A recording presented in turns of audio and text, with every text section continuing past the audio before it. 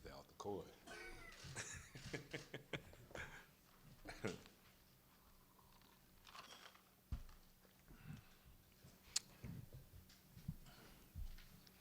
All right.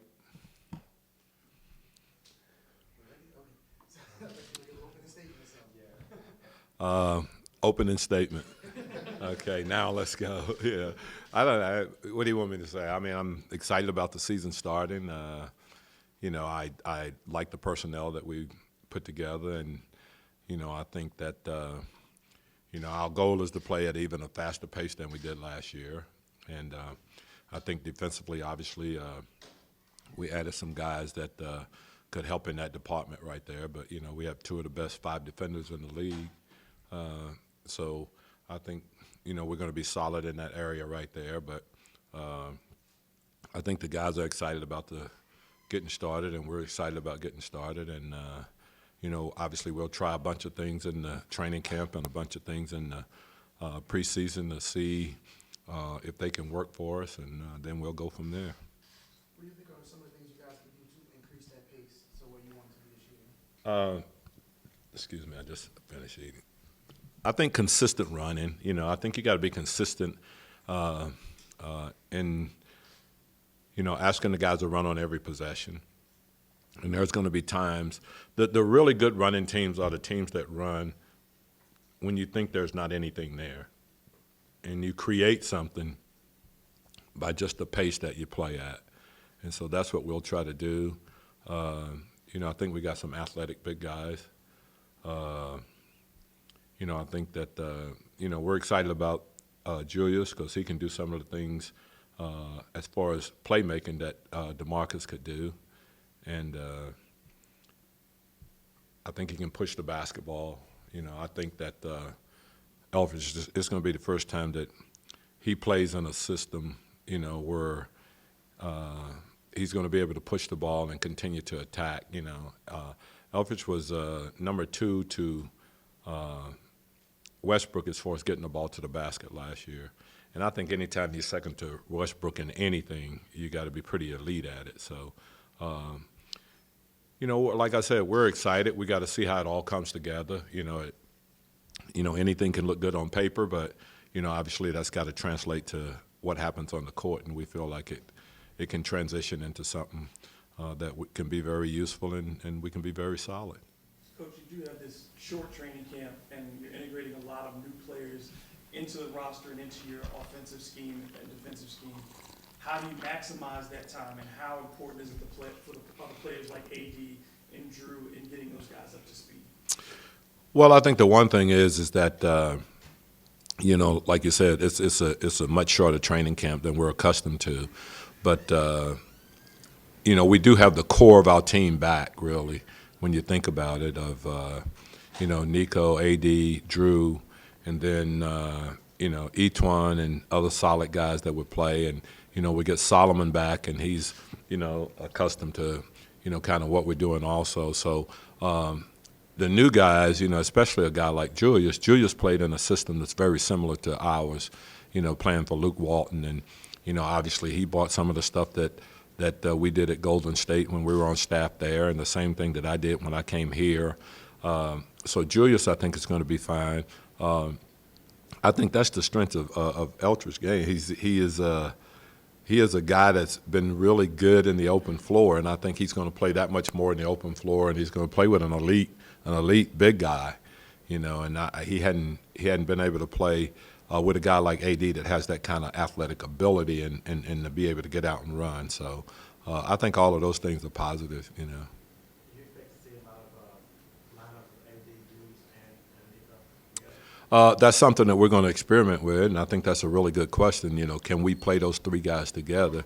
I do like the fact that we're the big guys that we have are very much capable of switching out on perimeter players and doing a good job defensively there. So that's something that we would definitely experiment with. But we're going to look into can we play those three guys together, and if we do, how do we best maximize what they can do? When those guys are out there together, what do you think you're going to be paying attention to see if that can work as something you guys can do consistently? What do you think you want to see from that to see if that can be successful? I guess we'll have to wait and see, won't we? We have ideas. I mean, we have some ideas that we'll look at in the preseason and obviously during training camp. But it's something that we definitely want to take a look at, research a little bit, try it a couple of different ways. But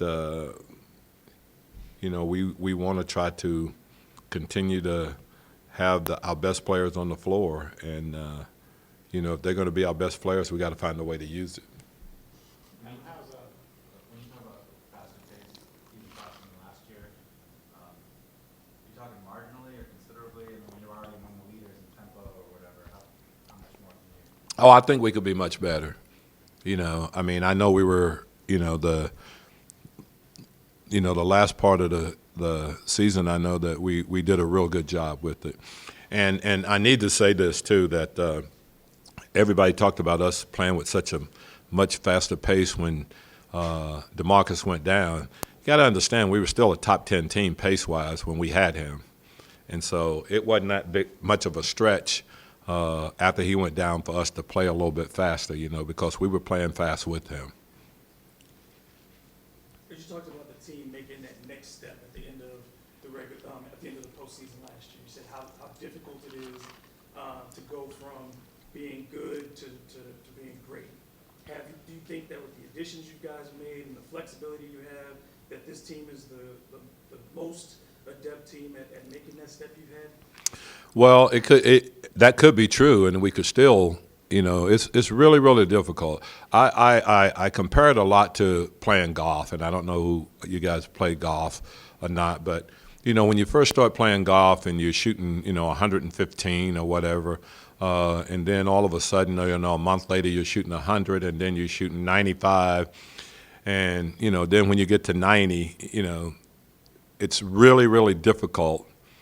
If you're just a novice golfer, to all of a sudden start shooting consistently under 90, which is not great, by any stretch. But that's how hard it is, I think, to go from, being a good team to a great team.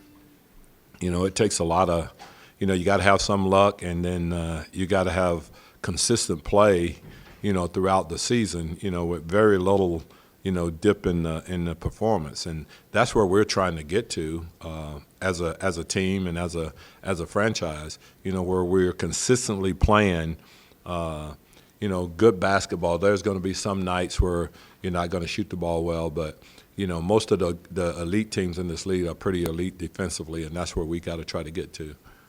What is a realistic expectation right now for Frank Jackson, given how young he is and the fact that he still hasn't played a lot since his college days? I think that's a good question, Fletch, because I think, I'm probably a little maybe too enthusiastic about what he could be, but, he's shown flashes of being a really, really good player. He's very athletic.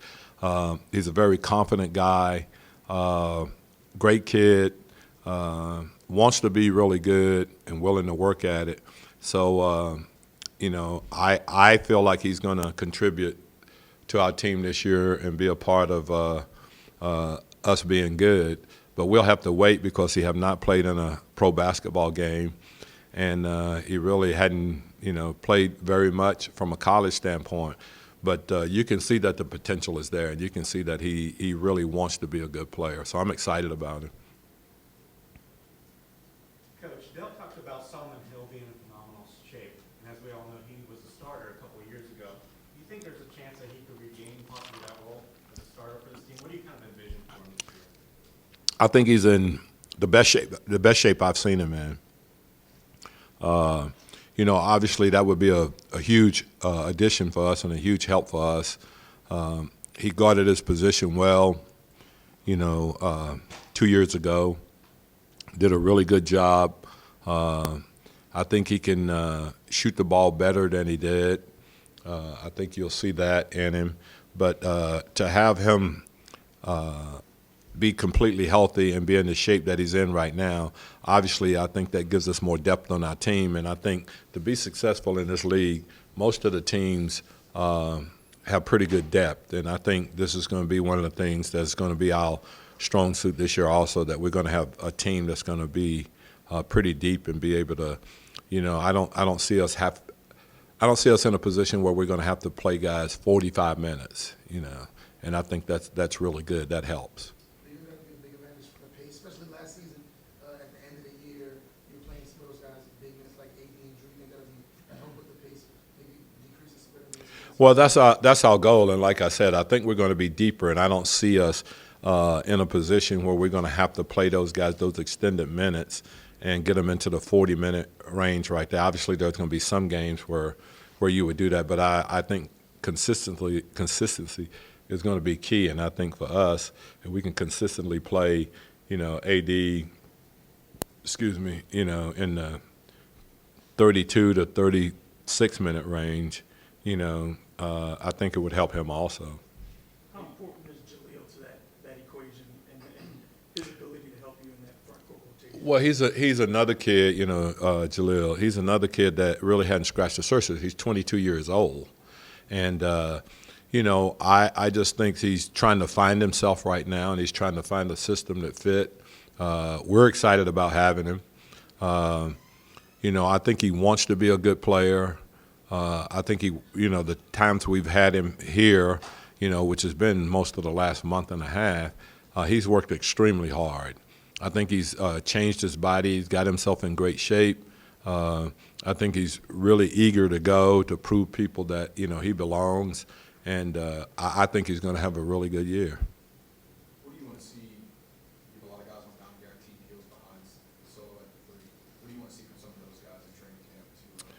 I think just to see him step up, to see him perform. I think the one thing that we'll do is that we'll give those guys, an opportunity to, in training camp, to play, to see if, one of them can just step, to just step out and be impressive enough that, that we'd take a look at it and say, maybe this guy can help us. There's guys that have played really good in the pickup games, and there's guys that are, very much in here competing and working out every day. So, as I said, I think this is probably be the most talented unit that we brought to training camp, since I've been here collectively. And so we'll see what happens. As well as AD and Drew both played last year, were there areas that you talked about them before the offseason began about where they could improve even more, and not just on the court, but did you talk about things just in general where you'd like to see them step up? Yeah, we talked a lot about it. I think, AD is getting better as a leader every day. I think that's something that he's embraced, and he wants to get better at it. And, he's worked at it, I think. He's really worked at becoming the leader, of this team. And I think that's important that he does that. And I think, he's embraced that, which is good. There's always areas of the game that you can improve on, as far as on the court stuff. And I think you'll see AD's put in the time. He's bigger. He's put on more muscle. I think as far as holding his base and doing things like that on post up, he'll be better in that department right there. I think for Drew really looks like he's in midseason form. Really, I mean, he's in great shape right now, and I think he's ready to just take off and have another. Excuse me. I think he's really ready to take off and have another year like he had last year. I thought he played great. I thought he was really as good as any guard in the league, especially from a two-way standpoint last year. And I just feel like, he's at that age, too, where, he's really coming into his own. That 27 to 30 years old is where most of the guys in this league really take off and play their best basketball. And so I just think he's in a position right now where, everything is back in line. His family is fine. He feels really good about where he is, physically, and he's playing great, and he's going to have a great year, I think. So many teams in the league now, the focus is kind of adding outside shooting, and you guys in offseason, the two big additions were Julius and other guys that really scoring in the paint. Is that something, was that a conscious decision, or is that just how it kind of shoot out? We just tried to add better players. And, you don't always have to be a great shooter to be a better player. As I said with Elfrid, you look at the fact that, he gets the ball to the basket more than anyone except Russell. That's a positive to your team, I think. You look at Julius and what he does, and I know the problems that we had with him from a physicality standpoint when we played him. We need that on our team, and he adds that to our team. So, yeah, we could always use the shooting. I think, Nico, obviously, each one has shot the ball well. Ian has shot the ball well. So I think we have enough shooting, even with those guys out on the floor, that I think we'll be okay. On that note, how much does that help just having Elfrid play with AD in terms of lob and plays like that? Because teams are going to have to come off the AD and look at his penetration. Well, and that's the other thing that I think is really important, and I think it's going to really help Elfridge in that, he's really hadn't played. He's played with some good centers and good big guys, but not really the ones that can go for lobs and do some things like that, And so I think it's going to help him both getting the ball to the basket, and it's going to help him as far as making plays for AD, the lob plays and things like this. It's one of the things that he's worked on since he gotten here, of being able to drive, dribble, penetrate, and then make decisions based on where the defense is. So it's something that he's conscious of, and I think it's something that he will continue to get better at as he plays, with AD more. It's still going to be a learning process for he and Julius both, as to how we play. Like I said, Julius has been in a system like that, but he hadn't really played with AD, in these kind of settings. So I think they'll get better at it, and I think it'll happen quickly. And I think both of those guys are going to be very effective and going to help each other. How was Alexi looked? He still have not been able to he's still doing some player development stuff, but hadn't been able to be in the 5-on-5 games. I think that's coming soon. So from there, we'll have to wait and see how everything goes. But I think he's getting close to being able to play 5-on-5. I feel like maybe your perspective in the game, as long as you have been, could be instructive as it relates to the constant rumblings about AD's long-term intentions and coaching representation and stuff like that. I got enough problems coaching the team. So that's one of those things that, I don't spend a lot of time, because I don't know what I can do anyway. And so my opinion is that, we have to put the best team out on the floor. We have to try to make AD the best player that he can possibly be. We got to try to be successful as a franchise. And then if we do all of that, then all the other stuff takes care of itself. Going into the preseason, can we expect a similar starting lineup to the one that we saw in the playoffs with AD at the 5 and Nico at the 4? I think you'll see that some, and as I said, I think you'll see Julius in the lineup some. We don't have those 7-8 games that we used to have. We have 5 of them really, and 2 of them are going to be back-to-back. So there's not going to be, those guys are not going to play a lot of minutes, obviously, in back-to-back games in the preseason, if they play at all. So, we'll have to see, but that's why practices are going to become very important, and getting things done in practice is going to be very important. A lot of guys fighting for those, who'll be fighting for those final spots on the roster. Are there particular skill sets that you're looking for, or do you just want to see the best player on that group of numbers? I think the best player, that's, especially for those guys right there, I think, all of them have a skill, which is why they're in training camp right now. But it's the ones that, can any of them just separate themselves from the pack, and you see them in a situation. They've been here for a while. Most of these guys have been here playing pickup games and things like that. But, what you want to do is that put them in an organized situation, controlled scrimmages and things like that, and see how they respond to that. I believe one of the past where sometimes the lineups are a little matchup based. Is that something you would consider going into the season, or would you rather have the set 5 that you can go forward with? I don't think the set five thing doesn't, you know, I mean, I can go either way on that. But, if we see a situation where we feel like, our best lineup tonight may be starting, Julius or starting Nico. Uh, there's two guys that are pretty much locked in, and I don't have to tell you who they are. But, we can be pretty versatile in the other areas. And to me, it's not so much. I don't really worry about, who's starting and who's not starting. We do that based on matchups. But to me, the most important thing is who you're going to finish the games with. One more thing on AD, not related to his intentions, but his personality. I've heard you refer to him, I think, as one of the most laid-back superstars you can possibly have. Low maintenance, I say. That's it. Yeah. Okay, I guess in your experience, you've dealt with high maintenance. I've dealt with a little bit of everything in 30 years, okay? But I just think as far as AD, he is a guy. He's all about the team, number one. There's nothing more important to him to winning. And if he could average 10 points a game and we could win and get to the playoffs, he would be the happiest guy on our team. And so when you have a superstar that's like that, and then you take Drew, who all Drew wants to do is play in games, have us win games, and then go home and be with his family.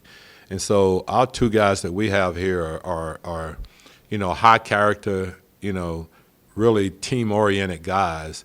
And when you have that, it really kind of makes everybody else fall into place, How do you get folks to put last season in that box and say that was last season? We already done that. We've already done that. Nothing happens, or whatever happened last year is really history, and we can't do anything about that except try to take the things that were positive and learn from it, and the things that were negative, make sure that they don't enter into this season.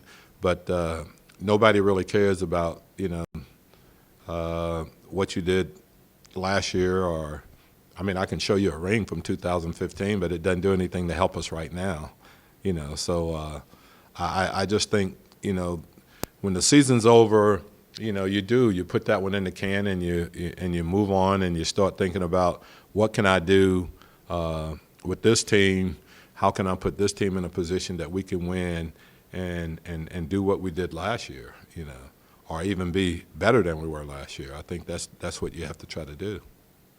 What were your thoughts in the offseason that some of the transactions were happening in the Western Conference got even stronger? What happened in the West? Nothing too big. Huh? Was it? What? I think it's great. The guy, arguably, at worst, is the second greatest player that ever played the game. And there's a lot of people think that he's the best, but now he's in the West, and you play against him 4 times instead of 2. And the bottom line is that we can sit here and say whatever we want, but the one constant has been that he's been to 8 straight finals. And he's the one guy that have been on all of those teams. So I would say that he probably had a little bit to do with those teams getting to the finals. And so if you're in LA, obviously you're excited about it. You're excited about him joining the team. He's been a great player for a lot of years in this league, and it's going to be someone that you got to deal with, on a nightly basis to try to get to where you need to get to. On Friday, Dale talked a lot about just that consistency being an important part. That last year with the West being stacked the way it was, and this year it's presumably even deeper. How important is it again to not get yourselves in those positions where you're playing 50 games that are coming down to the wire? That you're establishing the team as winning those games. That you have. Well, the problem I have with that is that I think you're going to be playing 50 games.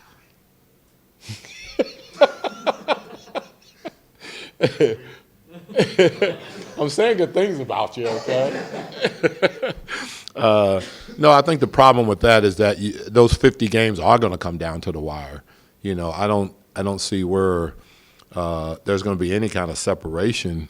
That's going to happen after 20 games, 30 games, 40 games. I think it's going to be pretty much like it was last year. That the last, you may have to win 8 out of your last 10 games to even have an opportunity to be in the playoffs. And I think the separation between 1 and 8 is going to be a lot less than it has been in the past, because I think the parity is becoming more and more apparent, every year. Okay, I have to go because I don't want that guy that I've been bragging on as a great guy and a high character guy yelling at me about taking up too much time. Okay.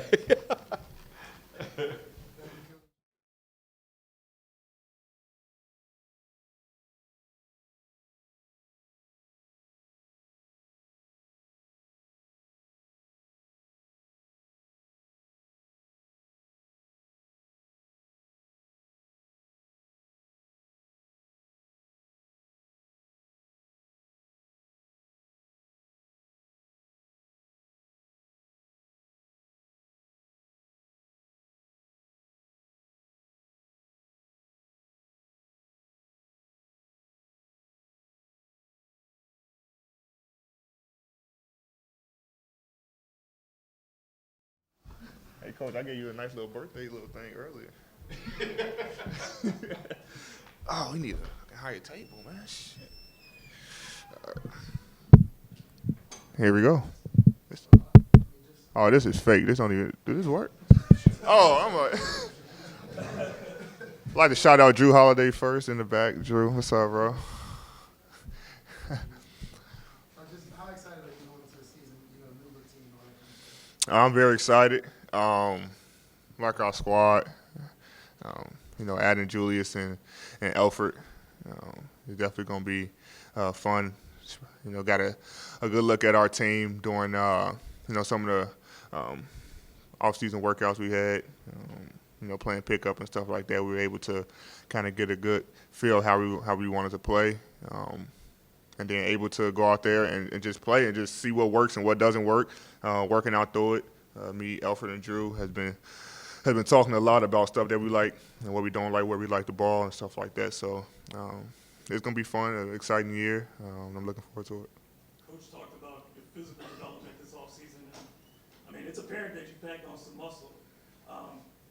How important was it to you to get more physical to be able to withstand some of the punishment that you've taken in the book? Well, it wasn't that. It was just when we got Julius and they told me Julius lost a lot of weight, I was like, I'm going to have to play the 5 this year. So so I kind of did it like that. But every year I just like to, as far as the weight room, just add different things. I did a lot of what they call in-range stuff, playing lower than I usually play to help me with balance and stuff like that. So just try to change my body to the perfect way I can to be successful and stay on the court, for 82 games and longer. So now you're good.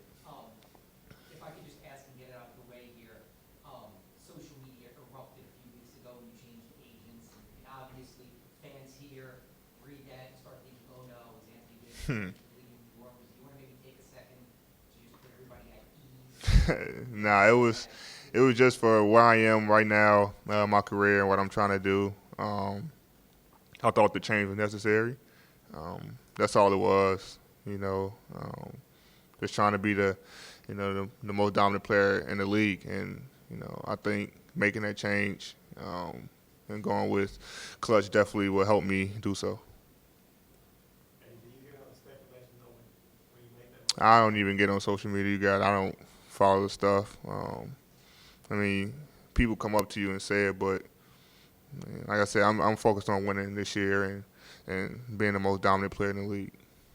I think it's because the last time this happened with the main star here, he changed agents and then forced to trade a couple years later. Obviously, the franchise is in a different situation, they're a different person, but you kind of understand where every player comes from. You just to kind of differentiate yourself from No, I didn't know that. Who was the player? CP3. Oh, I didn't know that. I didn't know he changed agents, but for me, like I said, and I'm keep going back to it, but for me, like my whole thing and the decision was to be the most dominant player in the league. No I'm here. I want to focus on winning this year with the squad that we have a good squad, and go out there and just play my hardest.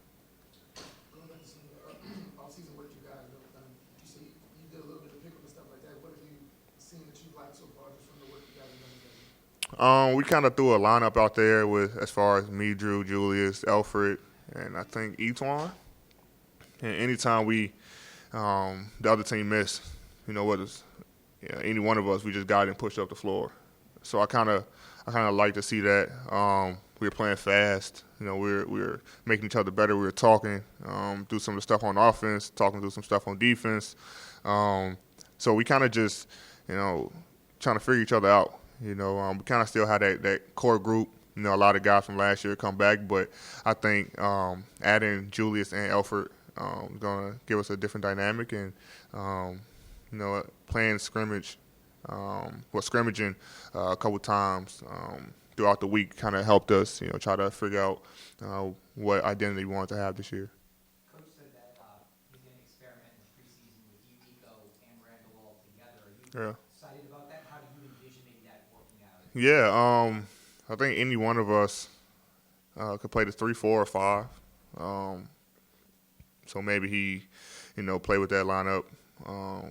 When he got me at the 3 or Nico or Julius or whoever, to see how it is. I mean, of course, it's a big lineup with Drew and Elford in the backcourt, so we'll have a big lineup. But I think it's a cool idea. We thought about it. He brought it to me, and I brought it to him. I was like, man, we should try this. And he was like, I was just thinking about that. So now we'll see how it go. Preseason, test it out, and see if it works or not. Last year was arguably your most successful year personally and certainly team-wise. Right. How quickly did you say, okay, that was last year, and then get right back to work thinking about this season? And what are your expectations again personally and for the team? Yeah, last year was definitely fun. We accomplished so much after all the things we've been through, losing DeMarcus, and then a lot of people counted us out, and we was able to get to the second round. So we're just trying to carry that momentum until this year and see what can happen.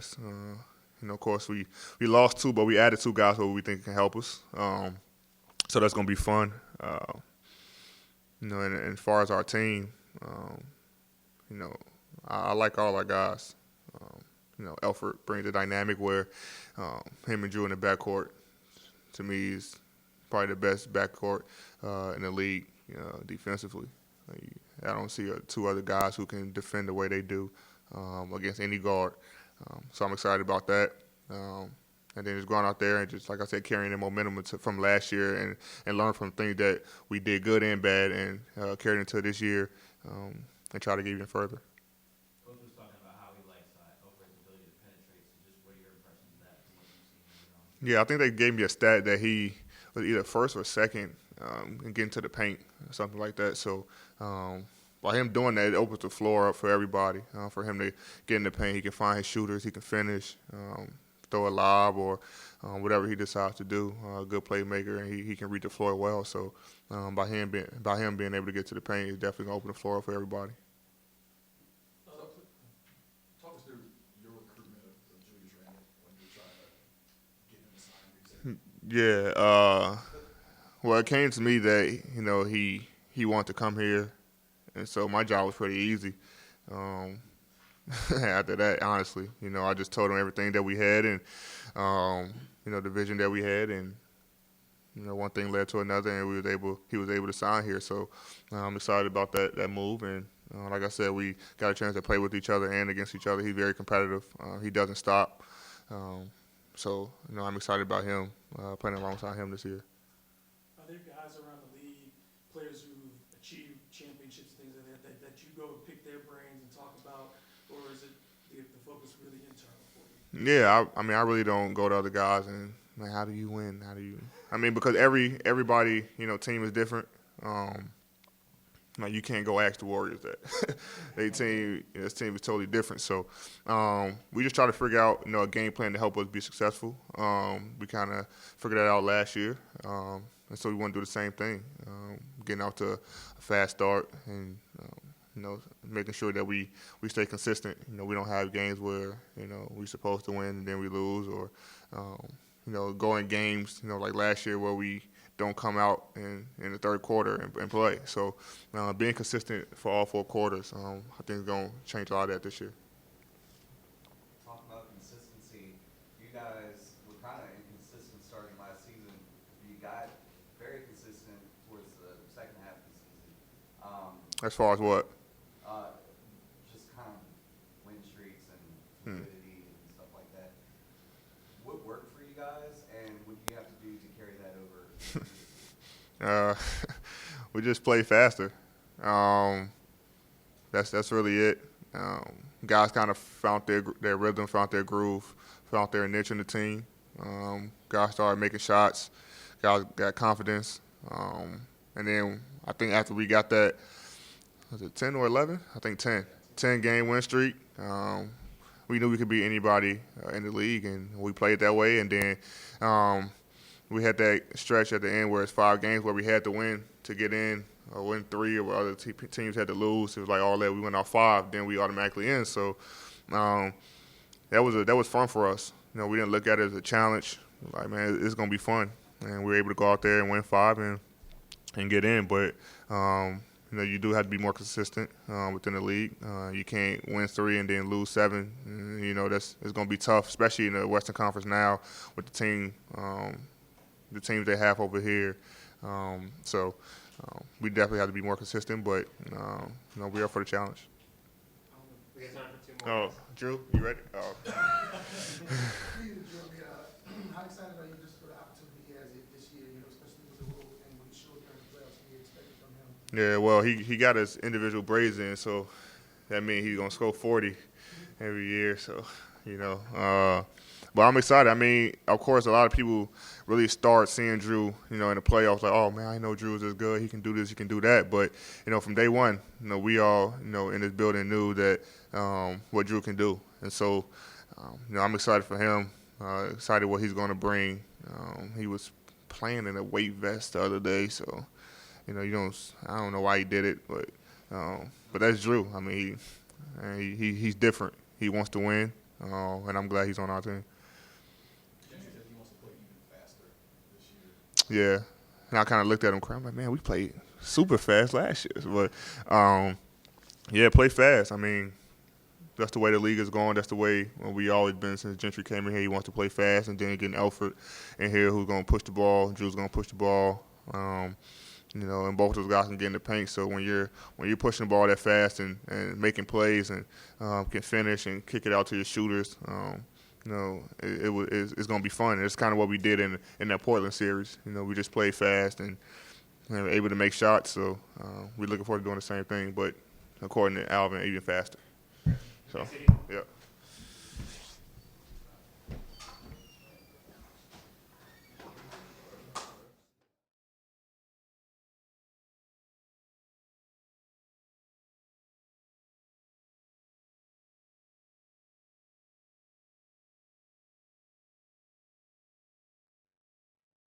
Yeah, I missed y'all.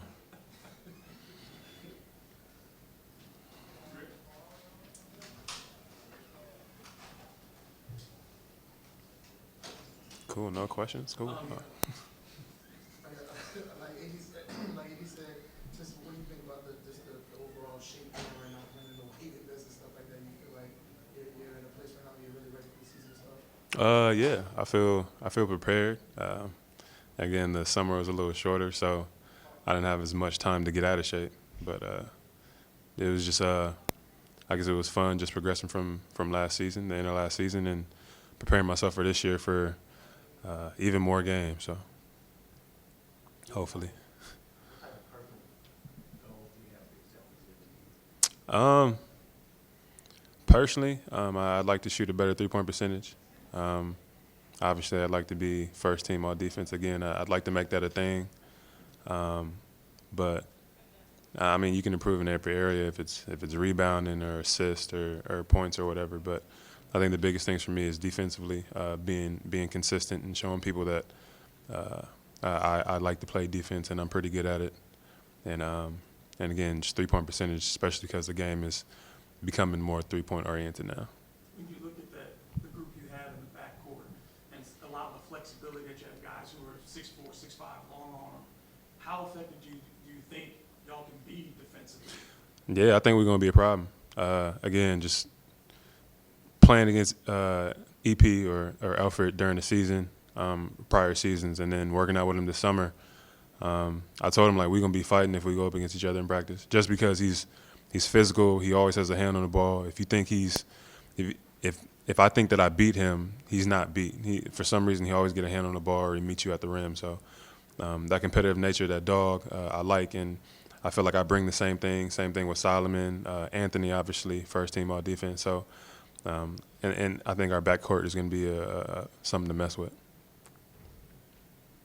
As one of the people who will be leading the offense up the court, could you speak on Alvin's desire to increase the pace over what it already was, and how much higher can it go before it starts to maybe wear you out? Or I mean, yeah, I'll try to speak on it. I don't know if he think we like some track stars or something, but I guess that's the plan, especially here during training camp, to just getting used to sprinting the first 2-3 steps off a rebound, or having quick plays, getting points 20 seconds and under. So again, I feel like he, especially with his system that he's implemented with the guys that we've added, really just pushing the pace is going to be big for our team. And I think they're really good at managing minutes, managing times where if somebody gets tired from sprinting all the time, you can come and get a 2-minute break and then go back in and start sprinting again. What do you think Julius can help with that, the way he plays and to kind of get off the rim? For sure, I think it's big. Somebody who's that big and athletic, right off the rebound and pushing. I think people sleep on his passing, how well he can pass, especially backdoor cuts, off of screens, and him catching off the screen and rolling and dishing it to the weak side. I think it'll be big for us. Again, he's an athletic big who likes to run. So getting off the rebound, I'm taking off. You and AD are the tenured guys around here now, and of course last year both of you had tremendous personal success. Do you two push each other to be even better? Do you see things and say, AD, man, you can do this? And does it, is there that back and forth as the leaders of this team? For sure. I know for me, I try to tell him all the time he can bring the ball down more, make more decisions off the rebound, like somewhat of a, like, let's say I get the ball off the rebound and push it in transition. I think Anthony could do that. He's obviously talented enough and has the ability. He's athletic enough to get it off and make plays in the open court and make plays for himself. So I think doing that more. Sometimes I do think he looks for the guard, which is obviously cool with me. But to make us go faster, I think if he catches us off the rebound and just goes, it'll make us a lot faster. Oh yeah, for sure. All right, y'all. See y'all later.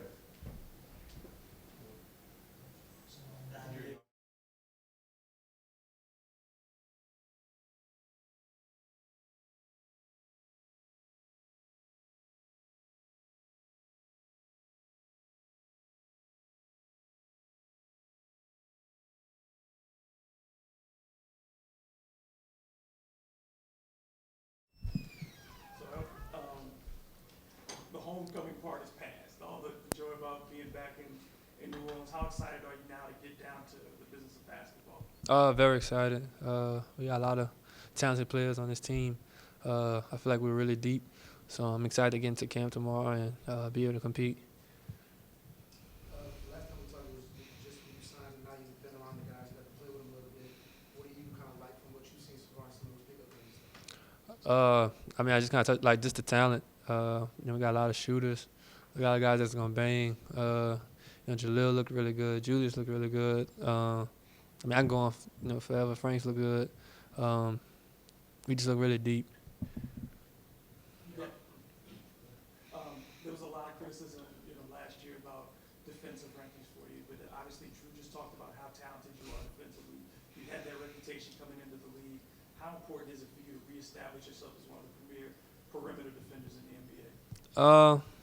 Yeah, very important. I know people think lost it or something like that. But I'm excited to get out there and show I still could defend at a high level, especially with people around me that take defense very seriously. Uh, that's gonna make it that much easier. How good do you think you and Drew could be together as a defensive back? Or AB said he thinks y'all the best defensive back in the league. I think we can be very good. Obviously, we still got to get out there and do what we got to do. But I think we have the potential to do really big things. Coming into this environment, obviously when you first came here, you said the style of playoffs was something that you were excited about and played to your skill set. But also coming into an environment where for the first time there are real expectations about winning. How important is that to you, and how different of a feeling is that entering a training camp? I mean, not that much different. I mean, I feel like everybody comes into training camp wanting to win for the most part. But, I like the feeling of, being able to come in and, ride the momentum that they had, ending last season on a high note, and wanting to pick up where they left off at. Guys don't want to go back to how it used to be. So I'm looking forward to that. How does it feel coming full circle, starting here in New Orleans, playing basketball in high school, going up to college at Louisiana, and then making it back to Cleveland? It feels good. I feel like I'm supposed to be here right now at this time in my career. I'm a firm believer in everything happens for a reason. So, being able to come back here, like you said, where it all started, that means a lot. Is it a lot different for you being in your hometown, though? Say again? Is it different being, playing in your hometown? I'm sure it's gonna be different, especially once the games start going. Obviously, having that support from family, being able to be at most of my games and things like that, is definitely be cool. Something I'm looking forward to, being able to see my family more than I usually do. But I'm sure it's gonna be a lot different than what it. Have you noticed any differences just this offseason? Yeah, for sure. I just was telling somebody, it's been a while since I've been in New Orleans, like during this time of the year, things like that. I've been gone. Like even when I was in college, I wasn't here. I was in Lafayette, so I've been having trouble like figuring out the traffic schedule. When I could leave my house and things like that. So, just figuring out little things like that. What do you think about the pace Gentry's talking about? How does that fit into your game? I think it fits well into my game. I think it's gonna be a challenge because he wants us to play really, really fast, and you might think you're playing fast, but he might want you to go to another gear. So that'll be tough, getting adjusting to that. But I'm excited. The guys are excited about it. They want to play at that pace. We feel like that's an effective way for us to play. So I'm looking forward to getting out there and playing at fast pace, being able to get into the paint, be able to find shooters, lobbing it up to AD or dropping it down Julius, whatever it may be, whatever it may call for. But I'm looking forward to that.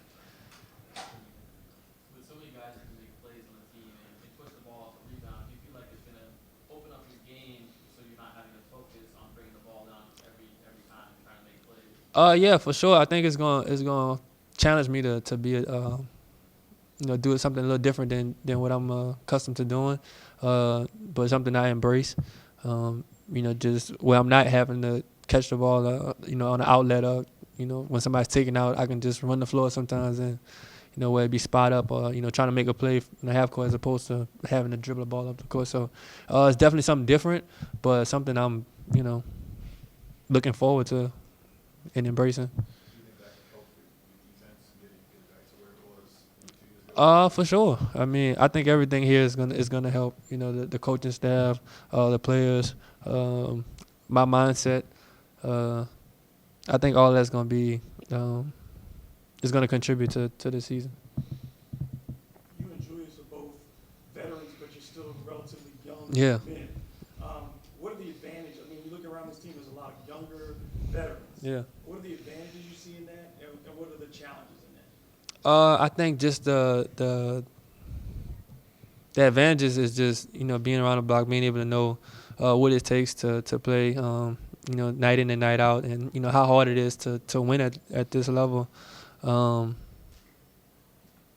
think that the disadvantages is just we've never made it to the playoffs. He's never played in the playoff game. I've never played in the playoff game. So just when it gets to those type of things, just obviously we know it's high level, and you're gonna have to compete at a high level. But just knowing, the I don't know, maybe nuances maybe of the playoffs and how intense and how heightened the focus is of those things. I think that might be a disadvantage.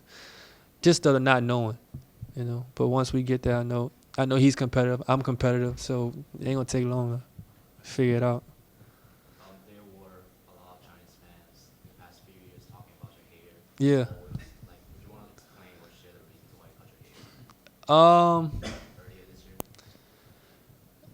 I just keep it like just the simple plans is just I just was ready for something new, just a difference. I mean, is a little more to it, but I'd rather not go into it right now. But yeah, I had my hair for 7 years. I just was ready for something different. Yep, no doubt. We good. Appreciate y'all. Y'all have a good day.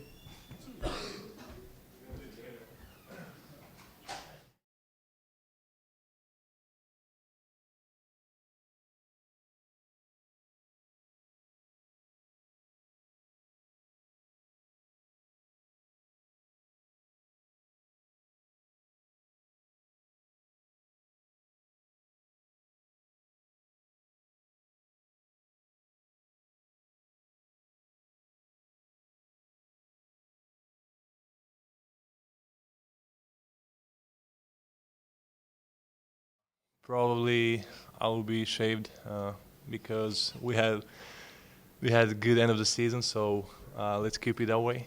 Were you satisfied with the way they represented you in NBA 2K? I didn't check this out, so I don't play too much 2K. I don't play at all, to be honest. So I don't have time for that.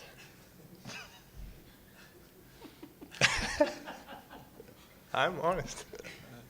I like it. Good. So both of you guys, Gentry says he wants to play even faster this year. Just kind of what y'all thoughts on playing even. Go ahead. Me personally, I think we definitely have the team to do it, especially with the new pieces that we added. And I think that's the way that we can be successful throughout the season. So I think it'll be perfect for us, perfect style of play. I mean, we played pretty fast towards the end of the season last year, and I think we're more comfortable doing that now, so it should be even better. Yeah, I agree with DML. With the new guys that we have in the team, we are very capable. We have some new shooters on the team, which is going to be great. And we just, especially with the Randall, who can rebound the ball and push the ball, which is awesome for us. It's going to be our strength, especially with the big guys who can stretch the floor and push. I think it's going to be exciting, I think when you see it right now, it seems like impossible to play faster than last year, but I'm sure we can do it, and we're gonna prove it. So.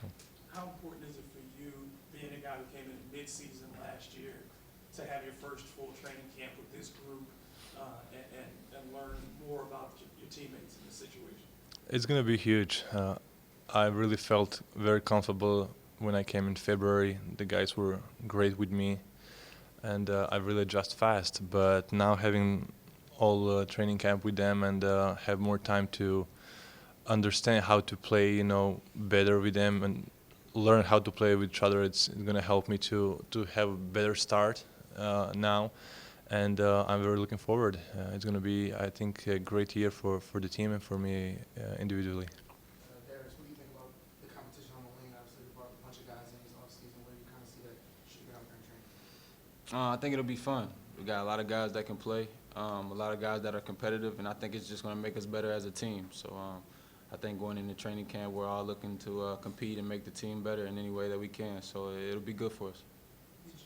Were there things that you worked on individually with your game? Obviously, there was a little bit of a dip in production during the stretch for you, minutes as well. Were there things that you wanted to add to your game this summer to try to stay on the court a little bit more? I really wanted to work on everything, man. Honestly, just doing a better job of taking care of my body. This is my first full season playing playing and actually getting minutes in the NBA. So now I'm more experienced. I know what to expect towards the second half of the season. I know what that feels like, and I know the type of stuff that I need to do to keep the same energy that I had during the middle of the season. You guys used to talk about you potentially playing some at the three as well. Is that something you prepared for? Is that something you're looking forward to? What do you think about that? Whatever they ask me to do, I will try to do my best, obviously, and it's going to be something new. Uh, I don't know if they're going to try it or not, but I'm here to help the team, to get better. So the coaching staff, they need to see what's the best for the team. Obviously, I can maybe do some minutes, to help, but we have great guys at this position, Darius and Solo. So we will see how the season will go. We're gonna go day by day, and because we are here to make this team better. So it's all about winning and try to be the best as we can. They talk about playing you, Julius, and AD all together. How do you think the three of you kind of fit out there?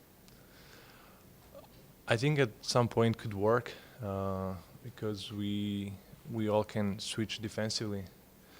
Uh, when you see the playoffs, KD was playing at the 4, and Green was playing at the 5. So at some point I was guarding KD. So we are capable, I think, defensively to execute that because we are big. We can rebound the ball. The thing is how we can do that offensively. So, but like I said before, the training camp is about to start.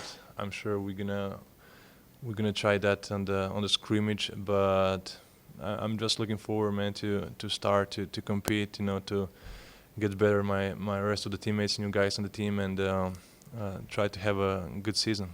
When you look at the guys around you, and both of you have great reputations as shooters, and when you got Elfrid, who's a driver, he gets to the basket, Drew can get to the basket, AD who draws attention, how much easier does that make your job to catch and shoot, knowing you're going to get those looks every game? We just need to be ready. I remember at some point last year, this season, when the coach says that we need to get more shots to the DML, and that's true because when you have a lot of drivers like that, you just need to space the floor and wait. And when that balls get to you, you just need to be ready because we're gonna have shots like those. So we just need to work, to execute well the plays, and I'm sure that this year we can be very effective for the 3-point line. I think our shooters will get a lot more open opportunities this year, especially with the pace that we're playing at. Like he talked about Julius earlier, getting it out on the break and pushing it. I think the court will be a lot more open, and hopefully we can keep it open for the guys that are penetrating, the Elfrids, the Drews, Julius, AD, so they have room to work. Because I feel like when we're knocking down shots and they have space to work, then we're a totally different team. And you mentioned Julius, obviously, the Kentucky guy. What kind of relationship do you have with him, and what do you believe he brings to the team? Oh man, the whole Kentucky thing, we're all like a big family. It's like a fraternity or something like that. So of course I knew Jude before he got here, and he's a great guy. He gives 110% every night out, and I think that's something that we're going to feed off of as a team. And he's going to help with the team chemistry too, because he's just a great guy to be around, and I think he'll make the atmosphere and the energy on the team even better. Thank you.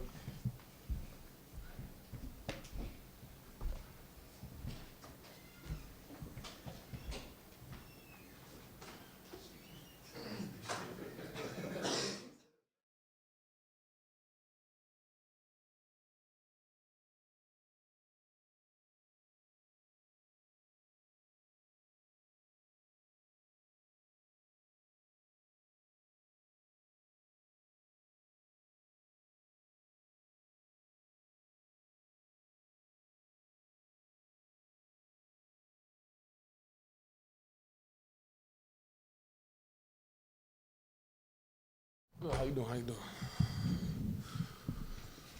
Physically, how do you feel at this point of the season compared to how you ended postseason last year? I can't really put into words. I'm just glad to be where I am today. You know, I think at the end of the season last year was kind of like a struggle in a sense. And, you know, when we play this game, you know, the mind and body are connected. And if there's something that interrupts that, whether it be health or something on the mental side, it shows in your game. And so I'm just glad to be here, glad to be healthy, and just looking forward to the season. I think Alvin and Dale mentioned how great shape are you in right now. What was the summer like for you just getting to that camp? It was just, I mean, it's been like this since the injury. You know, the day after the injury, it was just about, putting myself in a position, being able to play. And not only play, but stronger than what I was before my injury. You know, you don't want to just go back to what you were, at the injury. So I've been basically grinding since the surgery, and I've had time to kind of look at it as a whole and look at the whole scape of it and my body and, what I wanted to do. And I've had enough time more than anybody, not playing as much last year, to kind of just get after it. And that's what my main goal was this summer, was to just continue to get after it. And, I definitely enjoy, the feedback, but I feel like this is something that I should have did before the injury, so. I mean, I won't know until we really get out there and play a game. It's one thing to play pickup. I even played pickup before I came back last year. So we'll just know when we're out there on the court and being able to just to do things that I love to do or naturally do. So, but I'm at 100% for whoever I am today. So yeah. What percent do you think you were at last year? Del kind of said you weren't 100. Oh no, most definitely. I don't even think I was close to 100. We had some numbers that we looked at as far as like my hamstring strength, and I think I'm almost doubled. And as far as like a performance test that we did, almost doubled where I am. At this point, my left leg is stronger than what my right one was at the end of the season. So that's huge. And it's in the past, and I tried to do the best of my abilities to try to help the team, and whatever that meant. If it was 2 minutes, no minutes, to whatever I got up to, it was just about the team. And who doesn't want to be a part of a I guess it's the best season in Pelicans. Like, nobody wants to sit and watch that, especially being a guy that came in here to win. So I just did my best of my abilities, went out there and tried to give it my all, and just not try to give up my other leg. Small forward has been one of those positions that people constantly talk about with this team, either hypothetical people coming in or this year with actual guys coming in to compete. How mentally do you stay focused on just optimizing your role, and then just how do you feel about that group as a whole? Winning solves everything. Point blank. Period. There's a lot of other teams out there with with different situations. You can look at Boston. Boston's situation where they lost, their starting wing, and now that he's coming back, the development of Jason Tatum, Jaylen Brown, those guys are about winning. They can all sit and bicker and think who should play this and what. At the end of the day, I just want to win. I want to be here. I want to go and compete, and I don't think too much of that or at all. My job is to be a player. I'm not a coach. I'm not a GM. I just show up and put my best foot forward and allow my play or my competitiveness to dictate my minutes. I've never been a guy to care or to go into camp thinking, what could be hypothetically. That's going to always go. That's going to, unless you have LeBron or Kevin Durant on your team, I feel like you can always get better at the three position. So, I mean, it's always going to happen. That's not my job, though. I think that's like the media's job to kind of, say hypotheticals and this and that. So I'm glad to be here healthy and to compete with whoever I need to compete with for the minutes on the floor. What do you think is good going into camp? Just a bunch of different guys at that spot where you guys can just kind of all compete and make each other better? Sure. I wouldn't care who it was. So, I mean, I'm built like that as far as being ready to go against anybody and whoever it is. I think it adds to the team. That's all it does is, you get a room full of competitive guys going at it. One bad night, I mean, you've seen like one injury leads to another guy's readiness and for him to be prepared. I think that helps the team at the end of the day. If it's not me, it's another guy. If it's not this guy can be the next guy, but we all have to go and compete to all be ready for whatever happens. What do you say from Julius and Elvis as they, doing? Two guys that work hard. I know they're good character guys. I used to lift with Caesar, who Julius lifts with, and Alfred lifts with. And there are guys that, to lift with Caesar, that means you're pretty serious about your work ethic and how you want to reshape your body and your game. And the young two core guys that can really help and change this franchise. I think that's really huge that we got guys that can contribute now and that are younger. I think that's huge as far as, things that we want to do here. And I also add Frank into that category of being a young guy that can add to us. And so the more the merrier as far as competitive natured guys that can compete at the highest level. Just kind of a business side question here. When a player of any stature changes representation, it can do a lot of speculation, may or may not be warranted. What's kind of the nuanced teammates' view of that? You guys notice it? How do you think about that? I don't think we think much of it. It's always, when you're a player, especially in today's NBA, when you're a player of AD stature and what he can do for a franchise, and you see guys collaborating and playing with each other, it's going to happen all through the year. We've heard for the past couple of years about the Boston thing and, them trying to move on AD.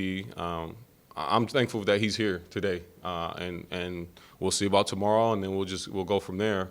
But he's a guy that's committed to playing for the Pelicans. And at this moment, regardless of whoever his agent, I told him I'd be his agent if he need be. But, he's a guy that's focused on this year. And that's how we always are. We're always focused on playing the next game that we have or the next practice. We're not going to let, the stuff that flies in the air distract us from our ultimate goal. If you guys have already talked about the pace Alvin is expecting from you guys this year, do you think, when you hear him say it, run, is it kind of like, man, you guys feel out, or is it exciting, or what do you think about it? Everybody has to play what works for them. If we played any other type of style of basketball, that wouldn't fit who we are. That wouldn't fit our coach and the system that we want to implement. We found success being the fastest team in the NBA, and I think our goal now is if we had to match up with last year's team, is to be faster than that team. And that's what we do. We have to stick to our guns. We have to stick to what we know and how we know how to play. And it works with the guys that we have on the court. I think Drew was like top 5 and Miles ran. And, AD being a versatile guy, I just call him a basketball player because he can play, almost any position you need him to play. And Julius Randle, Elfrid Payton, those guys fit the mold of what we want to do here. So we have no reason to not play faster.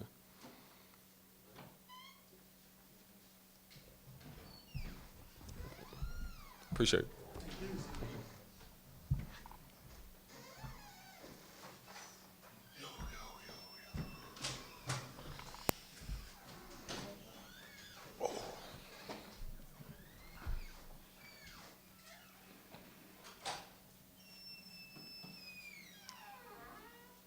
So, now that you had the opportunity to kind of be around the guys and pick up and stuff like that, what do you kind of like from what are you seeing, how you match up, and not how you match up, how you fit with these guys? It's been good. I'm excited.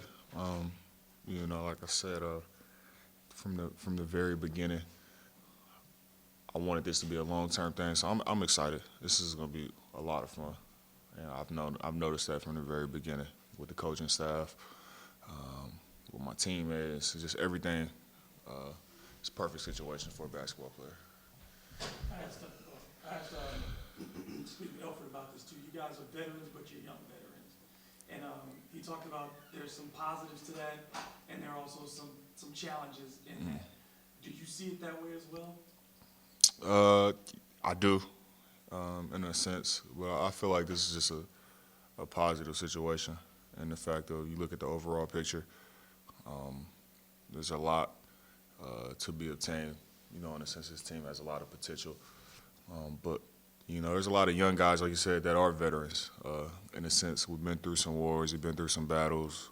Obviously, these guys, coming to the situation, they've been through a lot of wars and battles, making it second round last year. So, we're young, but we have a little experience under our belt. Me and EP, we haven't been in a situation like this before, so it'll be a learning experience in that. But I mean, we know how to play the game, so it'll be a good adjustment. What's the transition been like going from LA to New Orleans for you? It's been cool, man. I'm from it's the South. I'm from Dallas, so it's close to home. I've been telling a lot of people, New Orleans is the South, but it has its own little flair, its own little culture. So I've been learning that a little bit, but it's been a lot of fun, man. You know, it's the Southern hospitality, how nice people are, laid back, fits my personality well. Basketball-wise, what's it been like going from Duke system to Allen's? How much is similar? How much you It's a little similar. You know, it has a little bit of differences, but it's a little bit similar. You know, the concept of running, playing fast, playing unselfish, playing with speed, defense, you know, it's all the same. When it really breaks down to it, you know, it's random basketball, just being unselfish. So it's all pretty much the same. At the end of the day, you're just playing basketball and you learning your teammates and all that type of stuff. But did it help you at all kind of pick up the system a little bit more, knowing what I guess, yeah, you can say that. Like I said, it's just basketball, though. I mean, at the end of the day, when I chose a team, I chose it based off of my ability to fit in and, you know, seeing myself grow as a player. So I wouldn't say it's like a big adjustment or anything. You know, Coach Gentry fits right into the style of how I like to play and how I'm comfortable with playing. So it's been cool. You said earlier, there's a perfect situation for a basketball player. I wonder, what do you mean by that? Is about the teammates or the recruiters? Yeah, all around, man. You start with the coaching staff. You know, they're super laid back. We give you a lot of freedom, structure within freedom. They want you to play at your best, play fast.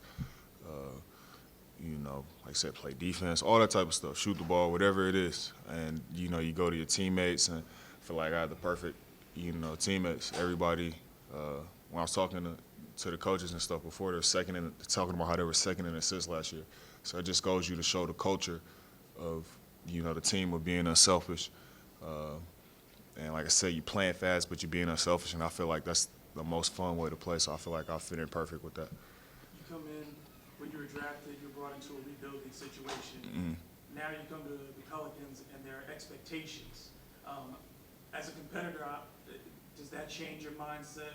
And then just the environment itself, have you noticed a difference in that environment, As a competitor, it doesn't change my mindset. I always have, you know, expectations for myself and, you know, the team. You know, outside expectations don't really get to me in that sense. So it really hadn't changed my mind as a competitor. And you said what was the second part? I'm sorry. Just, is the environment different for you coming into a team that did have success, playoff success last season, and just that thought of this year, the expectations, we've got to make the playoffs and go further than that? Well, I don't think, you know, the team's necessarily putting that pressure on. I mean, obviously, we want to make the playoffs. That's what we're going to do. But I don't think we're putting the pressure that we want to be the best version of ourselves. And I feel like that's how you got to look at the situation. You know, compare yourself to others or compare yourself to past success. You got to make sure that you continue to get better and you become the best version of yourself. And I feel like the way this team is structured, if we do that, we'll be fine. Julius, sorry if you were already past this. Do you have like a preference as far as starting and getting in the flow, coming off the bench, and then kind of a part two? How do you feel about, Alvin talked about experimenting with you, AD, and Nico, and kind of a supersized front court? How do you feel about that?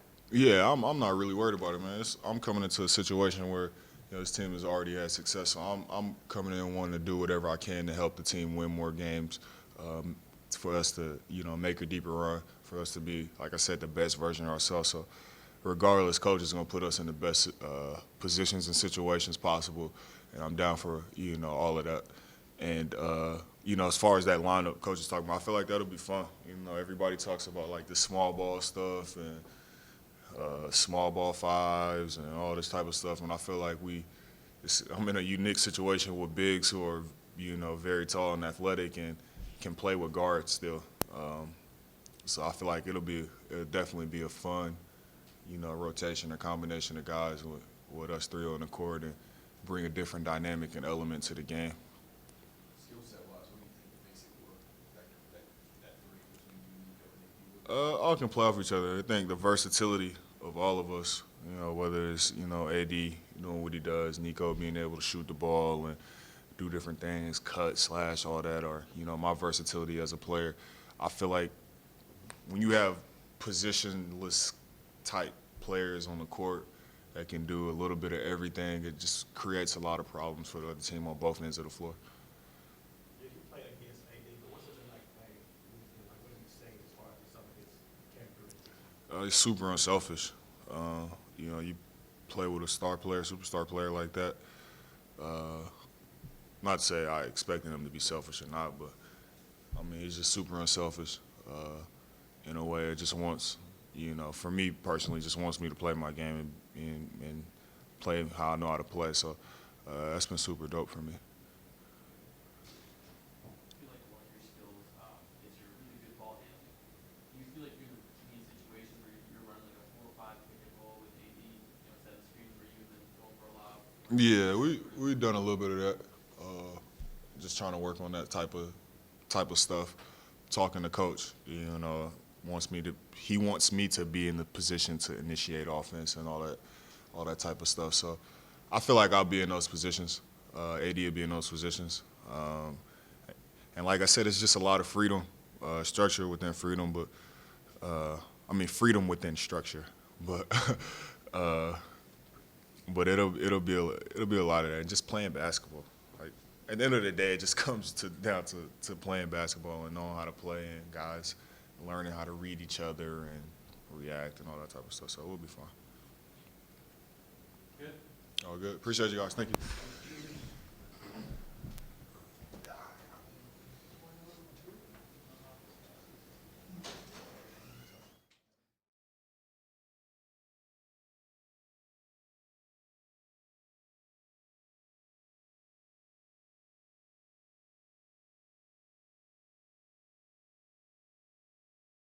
How you doing? Can you talk a little bit about your path to get here, the work that you did to get this opportunity?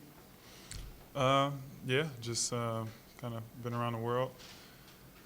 Just a fun journey for me and my family as well.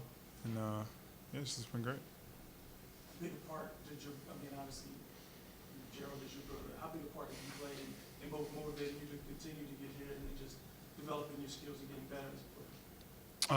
I would say a really big part. Joel's like one of my best friends, not only just my brother, but he always just is encouraging and inspiring to see his own journey to kind of fulfill his dreams as well. So, but yeah, it's a big part just for the mental for my brother. Yeah. How exciting was it to get this opportunity? Obviously, after you played the team in the summer league and stuff like that, was that something you expected going? Was that something obviously you want that to happen? But was it a surprise to you when you got that and stuff like that? Yeah, man, it was really exciting. My plan was to, eventually be at the spot, but it was really exciting to just, see the hard work pay off and the results come.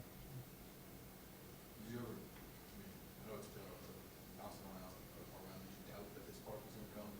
Did that ever set in, or did you always have this kind of mindset? There was doubt at times, but, ultimately the reason, me just kicking that doubt out and just keep pushing forward has led me here. What skills do you think that you bring to the table and that you want to try to blend in with the overall structure of the Pelicans? I just, I look to be a great defender for this team. More of like a 3-and-D guy, just knock down shots, be a great defender, and try to be a glue guy, good guy in the locker room. Just do whatever I can to, help the team. So. There's a lot of competition on that wing. What do you think you have to do to kind of stand out as a 3D type stuff? I think I just got to just be myself. I don't really try to look at it as like who would I have to outbeat or this or that. Just be myself, be the best version of me I can be, and things will take care of itself.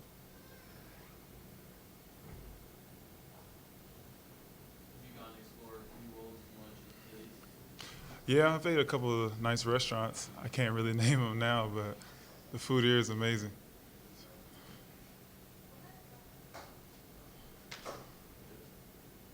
Okay. Thank you.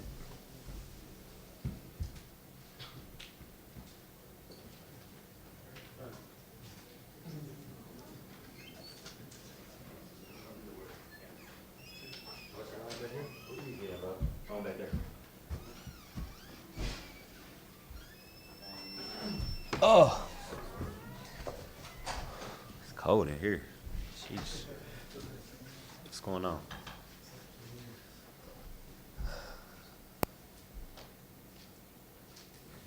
So coming back, Yeah. second year with the Pelicans. Last year you started to get a bigger role as the season went on. What are the things that you want to do to try to capitalize on the momentum you had at the end of the season? And did you work on anything particular this offseason? Just want to kind of keep the same mindset. Last year, coming into a new team, a new locker room, new coaching staff, it took me a while to kind of get adjusted. And I think that, once my confidence level got back to where I wanted it to be, I was confident in myself. I was confident in the plays that I was making. And I just want to carry that over from the second half of the season, the playoffs, and kind of carry it into the beginning of the season this year. As far as off season, work on my body a little bit, but mostly just reps, man. Just being in the gym. I played a little point guard last year. I don't know how much that'll change this year, whatever the coaching staff want to do, but I'll be ready for it. But other than that, just being me, man, and making sure that I'm going out and making plays as confident as I was, in the last part of the season. Obviously, it's not quite at the level as it was when you were in Golden State. What do you think the biggest difference between being a team that has something to prove going into a season and then rather being a team that comes into a season with some expectations and people, looking at you saying you have to do this or it'll not be quite where you were last year? Yeah, I think for us, we're going to have a lot of those. We have a lot of doubters because of some people that we lost. But I think the additions that we have on the team are going to surprise a lot of people because I don't think we really lost the beat. For us, obviously, making it to the playoffs was a deal for us. But I think guys in the locker room, well, an outside deal, but guys in the locker room, we knew what we were capable of. So I think this year is getting back to that level and even moving forward, making a deeper run in the playoffs I think is our goal. And I don't think that it's not obviously you want to win a championship and that's the ultimate. But I mean you got to have baby steps. And I think we know, especially now with a group that's been there together, we know the steps it takes to get back to that point. Yeah, what did you take from the effort since you've been here? Competitor, man. Haven't seen him too much. I just got back a week and a half ago. But from what I've seen playing against him, watching him play, he's crafty. He knows how to get to the rim and get other guys involved, and he's a big guard too on the defensive end. So being able to guard multiple positions, I know we like to switch a lot. So having him out there is going to be great alongside with Drew. You feel like it's an advantage for this team to have guards who can switch positions? Not everybody's a point, not everybody's a two. Does that fluidity give you guys an advantage? Yeah, I think so. Especially the type of style that we want to play. Coach always talking about being a fast-paced team, being able to run, and for us to have guys that can just get the rebound and go, and not kind of look for the point guard. We just had Julius up here, and he can do the same thing. He can get out and push it and make a play in transition. So having positionless guys can definitely help our offense a lot, and especially the way that we want to play.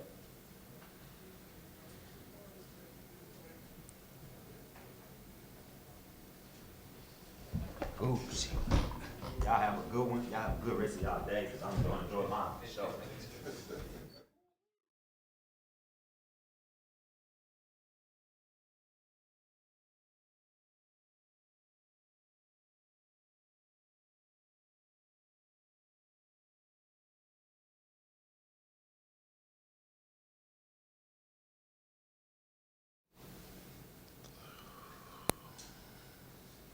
So, yeah.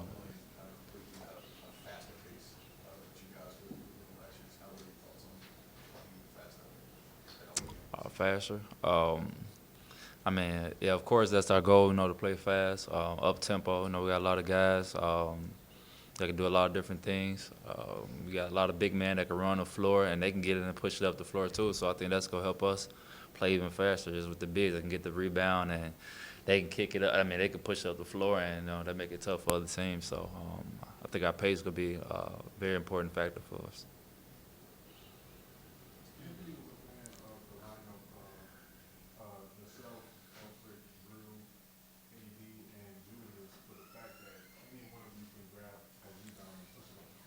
How do you feel about I think, I like it. I mean, it's cool with me. You basically just, answer. That's what I just said, basically. But yeah, we got 5 guys that can, get the ball and go. It definitely help our pace. Any one of the guys can get it, push it. You got a lot of guys that handle and create the offense in different ways. So I think that just make us more dynamic and just make us tough to play against. Having played that whole year as basically small forward for this team, this year do you come in with a different set of expectations now that you've done it, and did you prepare differently this offseason, physically or anything? Physically, yeah, I definitely hit the weights a lot harder. I'm like, man, if I'm gonna be playing the 3 sometimes, then I definitely got to make sure that I bulk up a little bit and just be able to stand my ground. But at the end of the day, I think, especially on the offense, I think basketball is basketball. With me being able to move, shoot threes, and being able to handle 2, just make it more dynamic for us. When you got all the guys on the court that can handle and create. What do you think about just the overall competition at the end, just having so many guys going in camp, fighting for that spot? Fight for the win.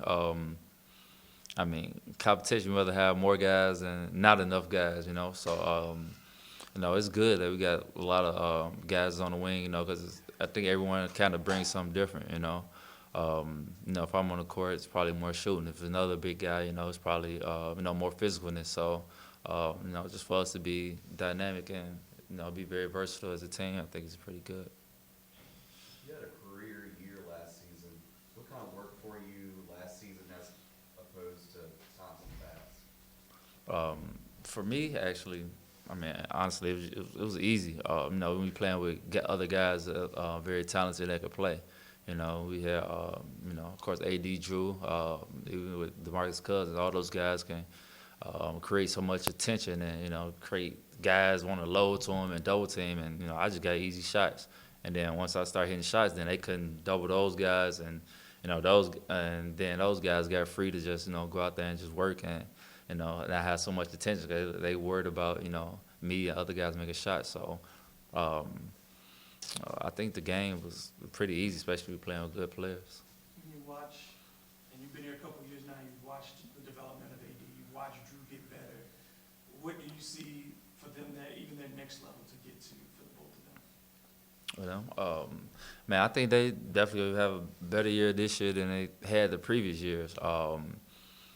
Those guys, especially, they get a year older, and I think that playoff experience last year boosted their confidence a whole lot. Just letting them know that they are some of the premier guys in the league, and that they can play at a high level and at the MVP level. I think that's gonna be key for our team in winning. You mentioned the playoff experience with AD and Drew, just the entire team. How much do you think it helps you guys going into this year after going through that experience together? It just gave us the confidence, knowing that we could play with any team out there in the NBA, especially after watching the playoffs too, watching other games. So we were like, man, I think we could beat this team, beat that team. We got enough talent. And, I think it come first within just believing in ourselves, believing that we are one of the best teams. If we tell ourselves that, no matter what anybody outside say, then we can play. We'll play like it. So we just gotta believe in ourselves and make it happen. Both Coach Gentry and Dell talked about, again, this being a dogfight in the West, maybe deeper than it was last year, and possibly coming down again to those last few games of the season. How important is it for this team to avoid those games where, you gave one away here or there, or those losses that just untimely losses? Right. I think this year, especially like you said, the West is very deep. Every game is important. There's no team that you can just come in and you just like, okay, this is a guaranteed win. You got to earn every single win in this league, especially in the West. So we just got to take it one game at a time. Can't move past steps. Can't look forward to to certain teams. Just got to take every game. Every practice, every game, one step at a time. And just approach that like, okay, we got to do everything we can to win this game, and it add up at the end. And that's the way to approach it, because when you got so many teams as good man, every game will be a dogfight.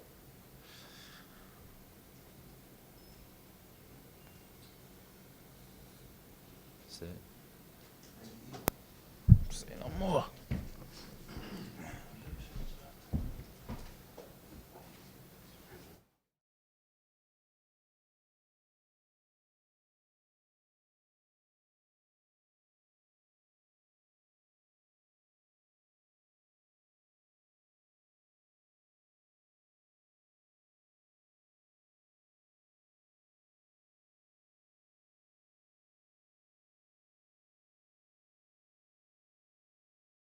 Yeah. It's a great opportunity, it's a blessing to be able to come in and compete for a spot. I'm looking forward to coming in and working hard and giving it all I got. So Gotten a chance to sort of scrimmage with some of the guys, and what's sort of been the adjustment from college to this even NBA pace and some of the athleticism? I think it's a lot more physicality. It's a lot of different things. The 3-point line is a little deeper. You got to get adjusted to that. But I say the speed and physicality is a lot more different than college ball.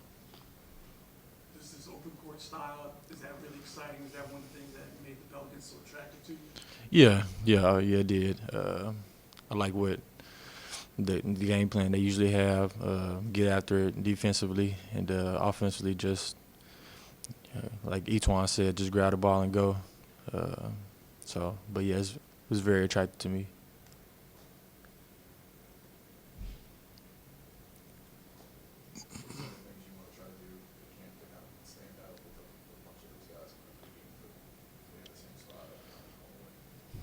Just do what I do, play hard, defend, rebound, hit open shots and stuff. So I don't want to change too much of what I do. Just come in and do what I do.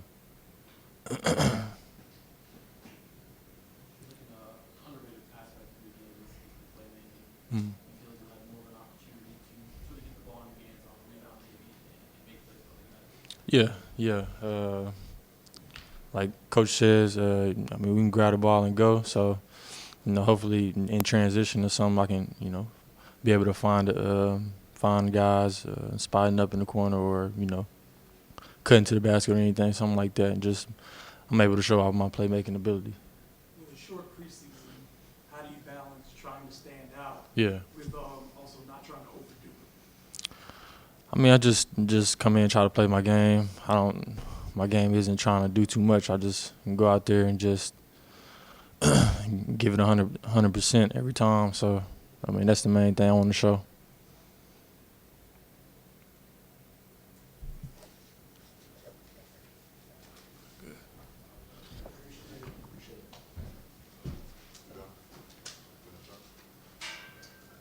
Hello, how you doing?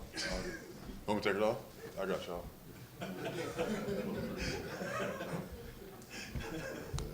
Fair. First time seeing me in New Jersey, right? I got it.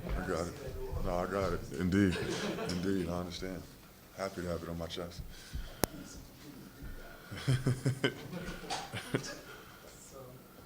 So. What made this opportunity, appealing for you to want to come to New Orleans and compete for that spot? Yeah, I was just really excited to go to a winning program or a winning organization. I watched, obviously, what they did last year in the playoffs with sweeping Portland. And then I remember just seeing them, all the guys fighting. And I didn't think I was going to be on the team at the time, but when I had the opportunity to be a part of the Pelicans, and I talked to Dale, talked to David Booth and a few other guys in the front office and let me know, that they would like me to be a part of the team. It's pretty much a no-brainer for me. So I'm excited to be here. And a lot of talk this offseason about the way you transform your body, what kind of went into that, and what did you do to kind of make that happen? There was a lot that went into it. I think it started off with my diet.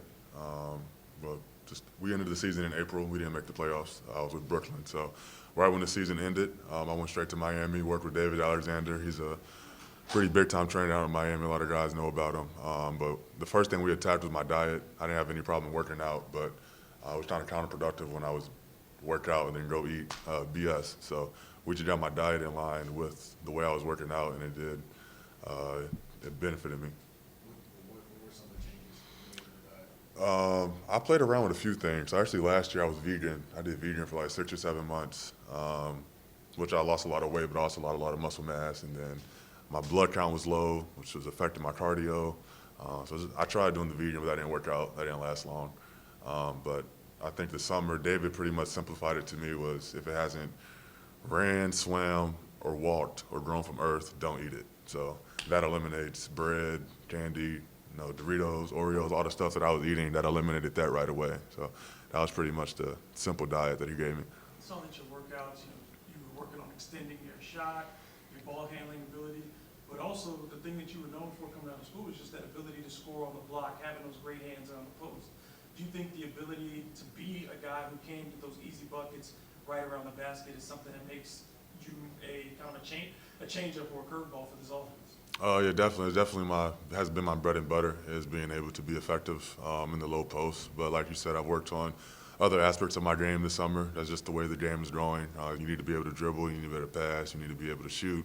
You have to be able to do a little bit of everything. So I put a lot of emphasis in not only my body this summer, but expanding my game as well. Weight-wise, what do you got right now? Like 250 to 254. It's usually between there. I started the summertime at the end of the season. I was 270, so I'm like at 250, 254 right now. And you talked about this a little bit already, but how much did the kind of the mental health aspect and just kind of approaching that, and how tough was it dealing with that? Obviously, because with these pro athletes, we say, oh, you gotta be strong, you gotta be tough. And sometimes you gotta just deal with stuff internally before you can do the basketball. Yeah, it's something that I'm still trying to master. I think I just gotten really good this summer at identifying if I'm feeling anxious, if I'm feeling stressed out, what's causing the stress. Something I'm working on every day, but it's helped me out a lot. Just realizing, oh, I'm thinking about this. This is stressing me out. Let me handle it. Or I have some anxiety right now. I can call, a therapist, whatever. Just little stuff like that. Coming out of college, you don't really know. You don't even think about. But it's something I've done this summer, and it's really benefited me. You came into Philadelphia, rebuilding situation. You go to Brooklyn, and it's a different professional Right. situation for you. What's it like now to be back in a position where you're competing to establish yourself once again? Man, I'm extremely excited. Obviously, everybody's going to say that, but for me personally, just to come to New Orleans, be a part of a winning culture. This is a team that has true aspirations of winning a championship, and as you said, when I got into the NBA, that was very far-fetched. We went 10-72 my rookie season, so just to be able to be a part of a culture that's winning and about winning, I'm definitely excited to get started in that regard. You got to see you and AD at the concert together. Oh, yeah. To kind of make this transition easier. Yeah, actually, all the guys were at the concert. We all went to see Beyonce and Jay-Z. I wasn't missing that one. I love Beyonce and Jay-Z. So it was a lot of fun, though. AD, he had a suite. I think Drew had a suite as well. AD had pretty much his family in his suite, but I ended up hanging out in his suite. And then the other team, the suites were connected, though, so the team was with Drew, but I was with AD. But it was a really good time. I had a good time. So there's a Kentucky faction in the locker room, and now we have two Duke guys in Right. the locker room. Yeah. How's that dynamic gonna work? Yeah, that's always the dynamic pretty much in every locker room. I guess they had up to 6 Kentucky guys last year, right? I think it was Boogie, Rondo, AD, Darius Miller, Liggins, and one other person. That's a lot of Wildcats. So, but some of them are gone, so it's 2-2. I like it. Speaking of AD, have you gotten much of an opportunity to play with him in scrimmages this summer, and what have you seen from him? Is there any aspects of his game that you can learn from? Yeah, I've played with him quite a bunch this summer. More so against him, but we played together as well. He's helped me out with a bunch of just different things, or even in a drill, like a defensive drill.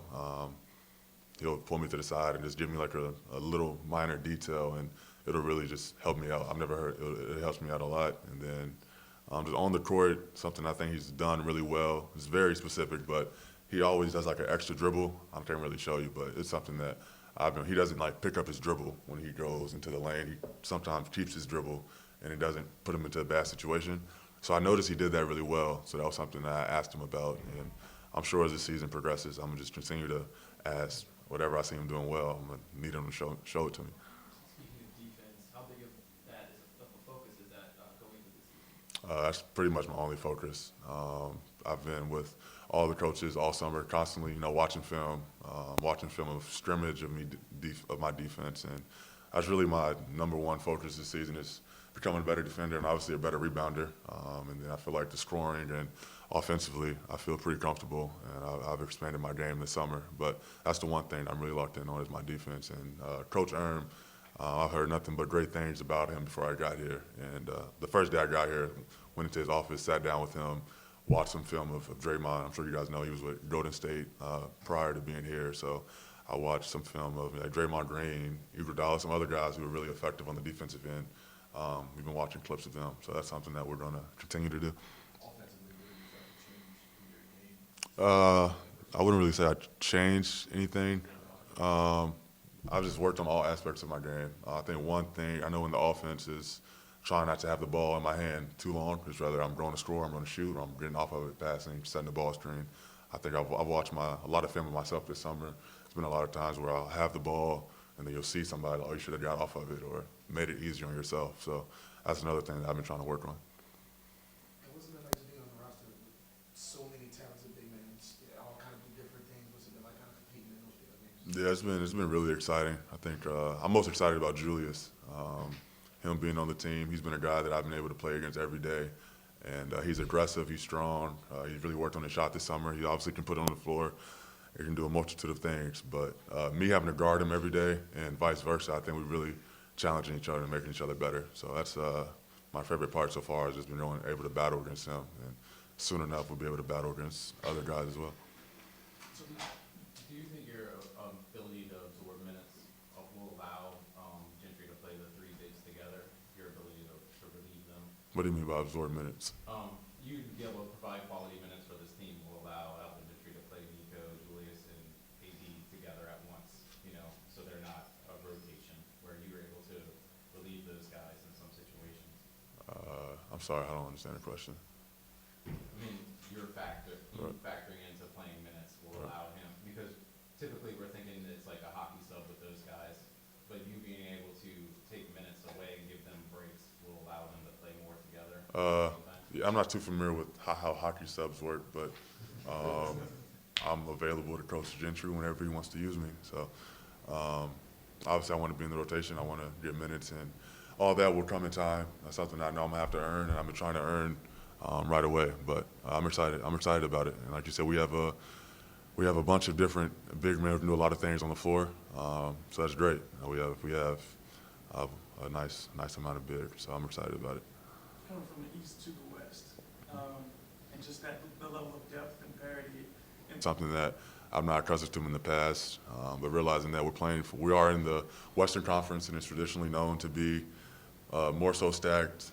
I've seen it come down to the wire. I actually watched Denver and Minnesota last year, and they had a play-in game. I remember thinking, like, that's crazy that the last game of the season was going to determine who got that last playoff spot. So just taking what I know about the NBA and realizing that is going to be important for us to win every game. There's a lot of talk about bigs, but how do you feel as a talent backcourt of having Alfred and Andrew, who's going to open up your game maybe from their playmaking perspective, but also driving the attention away from you and the coach?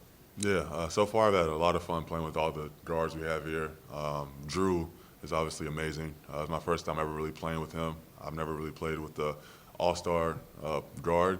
So he's, like you said, he's been making my life a lot easier, and that's just been in scrimmage, but I'm sure it'll be the same in the game. And then just playing pick and roll coverage with him is actually extremely easy. He's first team all defense, so I literally just say, hey, Drew, screen right, and he gets over and does the rest. So I'm excited about playing with him. And then Alfred, he's also a new guy to the team, but I've had some experiences with him, and he pretty much does everything, always making the right play. He's worked on his shot this summer, I can tell, because he's really been knocking down the three-pointer consistently. So I'm expecting him to have a big year. To what extent, if I could ask you to try to be introspective here, but to what extent do you see your career at a crossroads, if at all, going into the season? Say it again. To what extent would you see your career being at sort of a crossroads, if at all, going into this season? It's kind of pivotal. Yeah, this is definitely it's like a new start for me. I'm 22. I'm growing into my fourth year. So realizing, trying to remember what I've learned the past 3 years. You know, I've had some success and I've also had some failures. So just trying to make the most of what I've learned to have a better outcome this season. So I've been doing everything necessary this offseason, and hopefully I can continue to do it during the season. Good. Thank you, guys. Appreciate it. I'm seeing you. Yeah.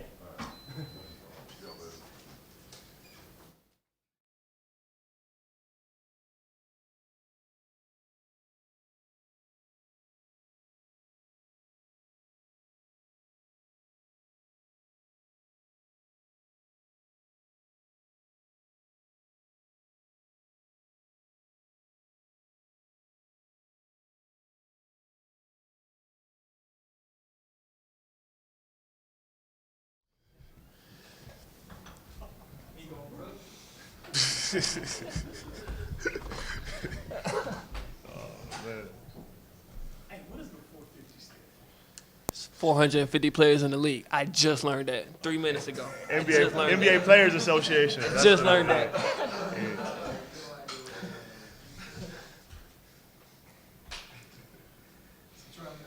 kind of made this opportunity appealing to you? You kind of played with a few different teams the past few years. What do you think made this a good spot for you? To be able to come here for one is just a blessing. Two, really it's just having a more active role, I should say. I have like a more certified list of things of me that they want from me, and I can use my potential or my talent to do. So I say I have more of a role on this team. Yeah, she's been predominantly a traditional ball handler, guy that gets assists. And this was a team that, was one of the best assist teams in the league last year. Yeah. Does that fit in with your skill set? Was that a part of what made this team exciting to you? Yeah, well, first I just got to thank the front office and Coach Gentry. When I came here and worked out, had a couple workouts, and they saw something in me that could help the team, and I think that's one of the things, being a playmaker. And on this team, you got a lot of guys that can make plays. With AD, Drew, a lot of guys that can knock down an open shot, and the way that the style of play of the up tempo that Coach wants to play, I think my passing ability can help that a lot.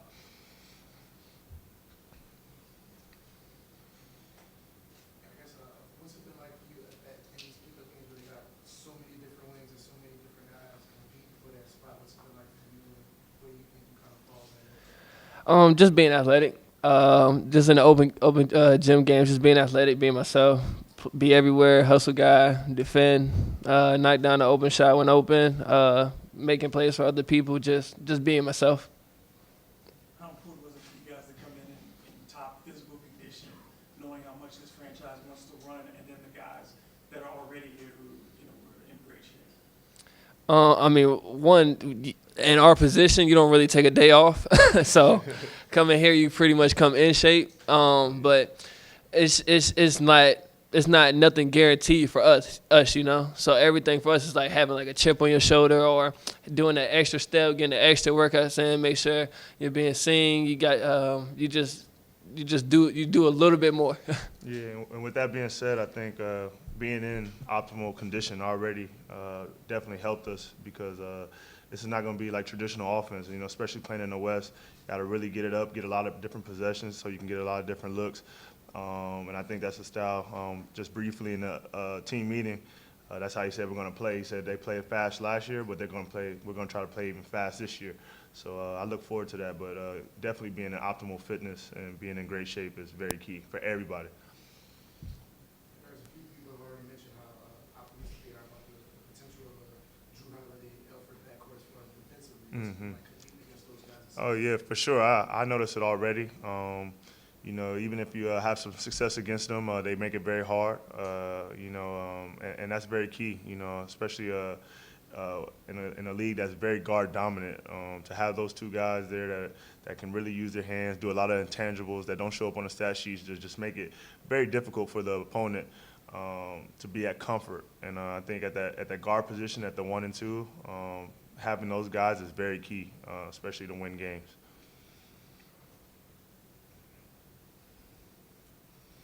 How does the defensive focus with this team compare to where you guys have been before? Well, from my experience, Coach Erm already, just in pickup basketball, is already going over film. That's kind of new for me. You know, I've been on a couple of different teams, played with some great coaches, but I've never had somebody pay attention to detail that early in terms of with the pickup games. You know, bringing guys into the film room and showing us our mistakes in scrimmage in August and September is very dedicated. So I could tell there's going to be a lot of attention to detail to that, and I could tell when I watched the series last year against the Blazers that the defensive end was really a focal point. He said it all.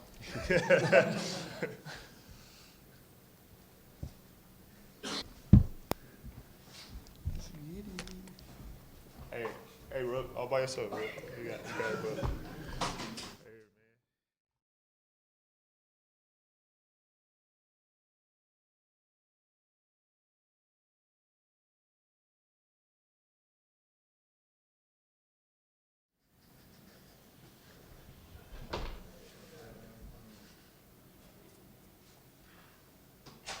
So I guess what has this summer been like for you? I mean, after the summer league, kind of doing what you did and then earning this opportunity, you know, what was that whole journey like for you?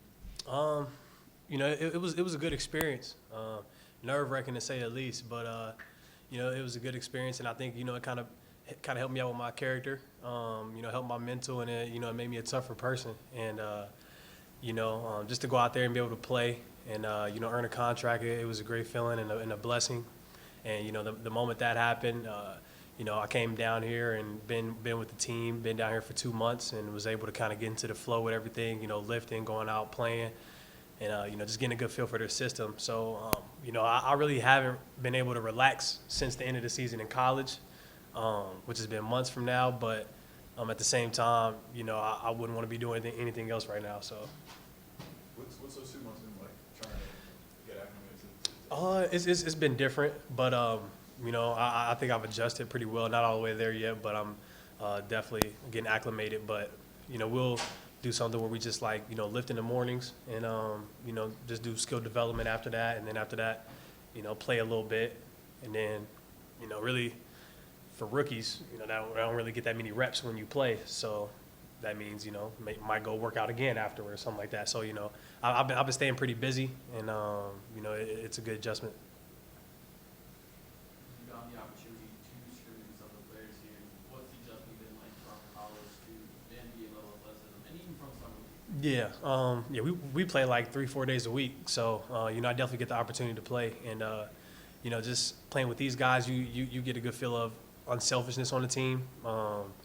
You know, it's crazy to see a superstar like Anthony Davis, you know, sharing the ball, and you know, you can kind of see it watching as a student of the game. You know, you see him score 50 points, but he's not scoring 50 selfishly. You know, he's getting it within the system, and then you come out here and you're seeing the real thing, playing with him, and you see how he wants to get other guys better. You know, Drew wants to get other guys better, and you know, it helps me, just a guy, you know, that's new to the team, coming in and trying to fit in when, you know, guys are telling you to shoot the ball and do what you do and stuff like that. And so, you know, playing with those guys has definitely helped me become a better player and helped me build my confidence as well.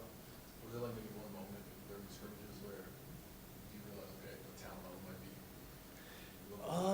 might be? Probably the first day I got there, or first day everybody really got here. You know, guys, you know, 1 through 12, 1 through 15, they all, you know, they're just stronger, bigger, smarter. And, you know, it's crazy. It's like in college, I feel like you play the game a lot faster. But here in the NBA, you know, it's a lot more thinking to it. So, you know, guys, even older guys who may not be as quicker than me, they still get to their spots just because they know how to play. And, you know, like I came and played Etwan, and like the first couple of days, he just absolutely dominated me. Like, He just knew how to get to his spots. He knew everything, and it was good. It was a good learning experience. I mean, at the time, I'm like, dang, but I mean, at the end of the day, it was a good learning experience.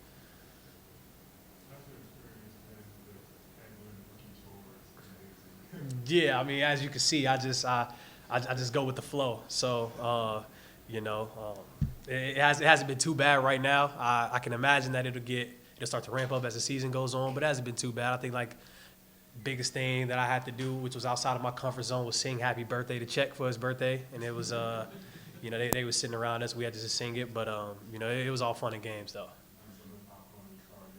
Nah, not yet. I hope not either. I'm not trying to clean out no butter out my car. So, no, we haven't got to that point yet though. What opportunities do you think you have, to be able to obviously go down in the G League and play a little bit? Yeah, I feel like I got a pretty good opportunity just to come and get some wisdom from some guys, from a great group of guys, and just the opportunity to come in and help my team when needed. Being able to come in and space the floor for the guys when I am in the game.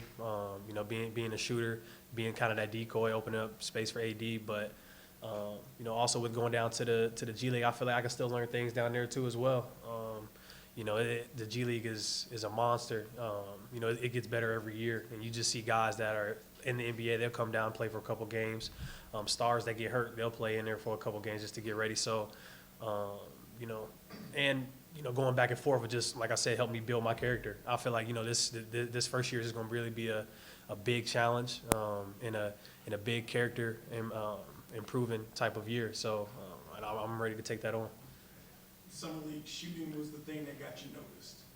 Now coming into training camp and into the preseason, how do you make sure that if you miss a couple of shots, that's not what you're focusing on? That Right. You're just working on your whole set of skills. Yeah, my biggest thing, and even in summer league, my biggest thing was just to make an effect somehow, some way. And summer league, it just happened to be shooting. Hitting open shots and doing that. But if my shot's not, I want to try to do anything possible on the offensive end, defensive end. Even doing the little things. I think I do a great job of setting picks, setting a lot of great picks, and that may not be a big thing that people look at, but it's one of those little things that can make a big difference. And so, if my shot isn't falling, I always want to try to affect the game somehow. Getting deflections on the ball, setting great screens for people to get shots. Cutting hard just so AD's man might go with me, and then he has the freedom to score. So, just doing the little things, just staying effective at all times on the court, whether it's shooting, defense, whatever. Has there been an NBA player that you particularly studied or modeled your game after? Growing up, probably since about fourth grade, my favorite player was Carmelo Anthony. So, probably been studying him a lot, and I don't know what it is, but even sometimes when you just watch, you're not even trying to study, but you just watch him, you kind of reenact his game a little bit. And so, like, I would say, I look at his footwork. He has great footwork in the mid post. I kind of look at him, and I've been watching James Harden a little bit and how he gets to his spots and all his little step back routines and all that type of stuff. So, and a little bit of Klay Thompson, just because I feel like I have a kind of a quick release. So, I try to look at his footwork and his quick releases and stuff like that, and just try to see how they get those in those situations of the game. Coming off curls, down screens, all that type of stuff. So, those are kind of players that I look at.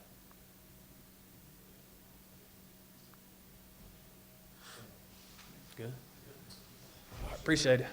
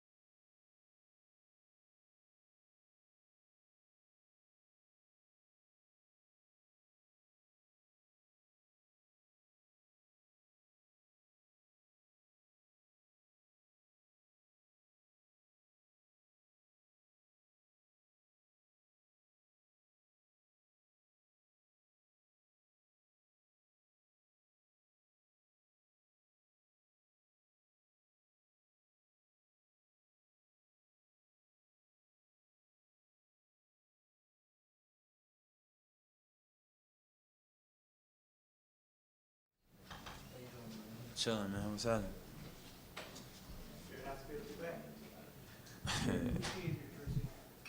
Oh, got you. My bad. Dale's been talking about phenomenal shape. I'm trying, man. I'm trying. I think I'm doing all right.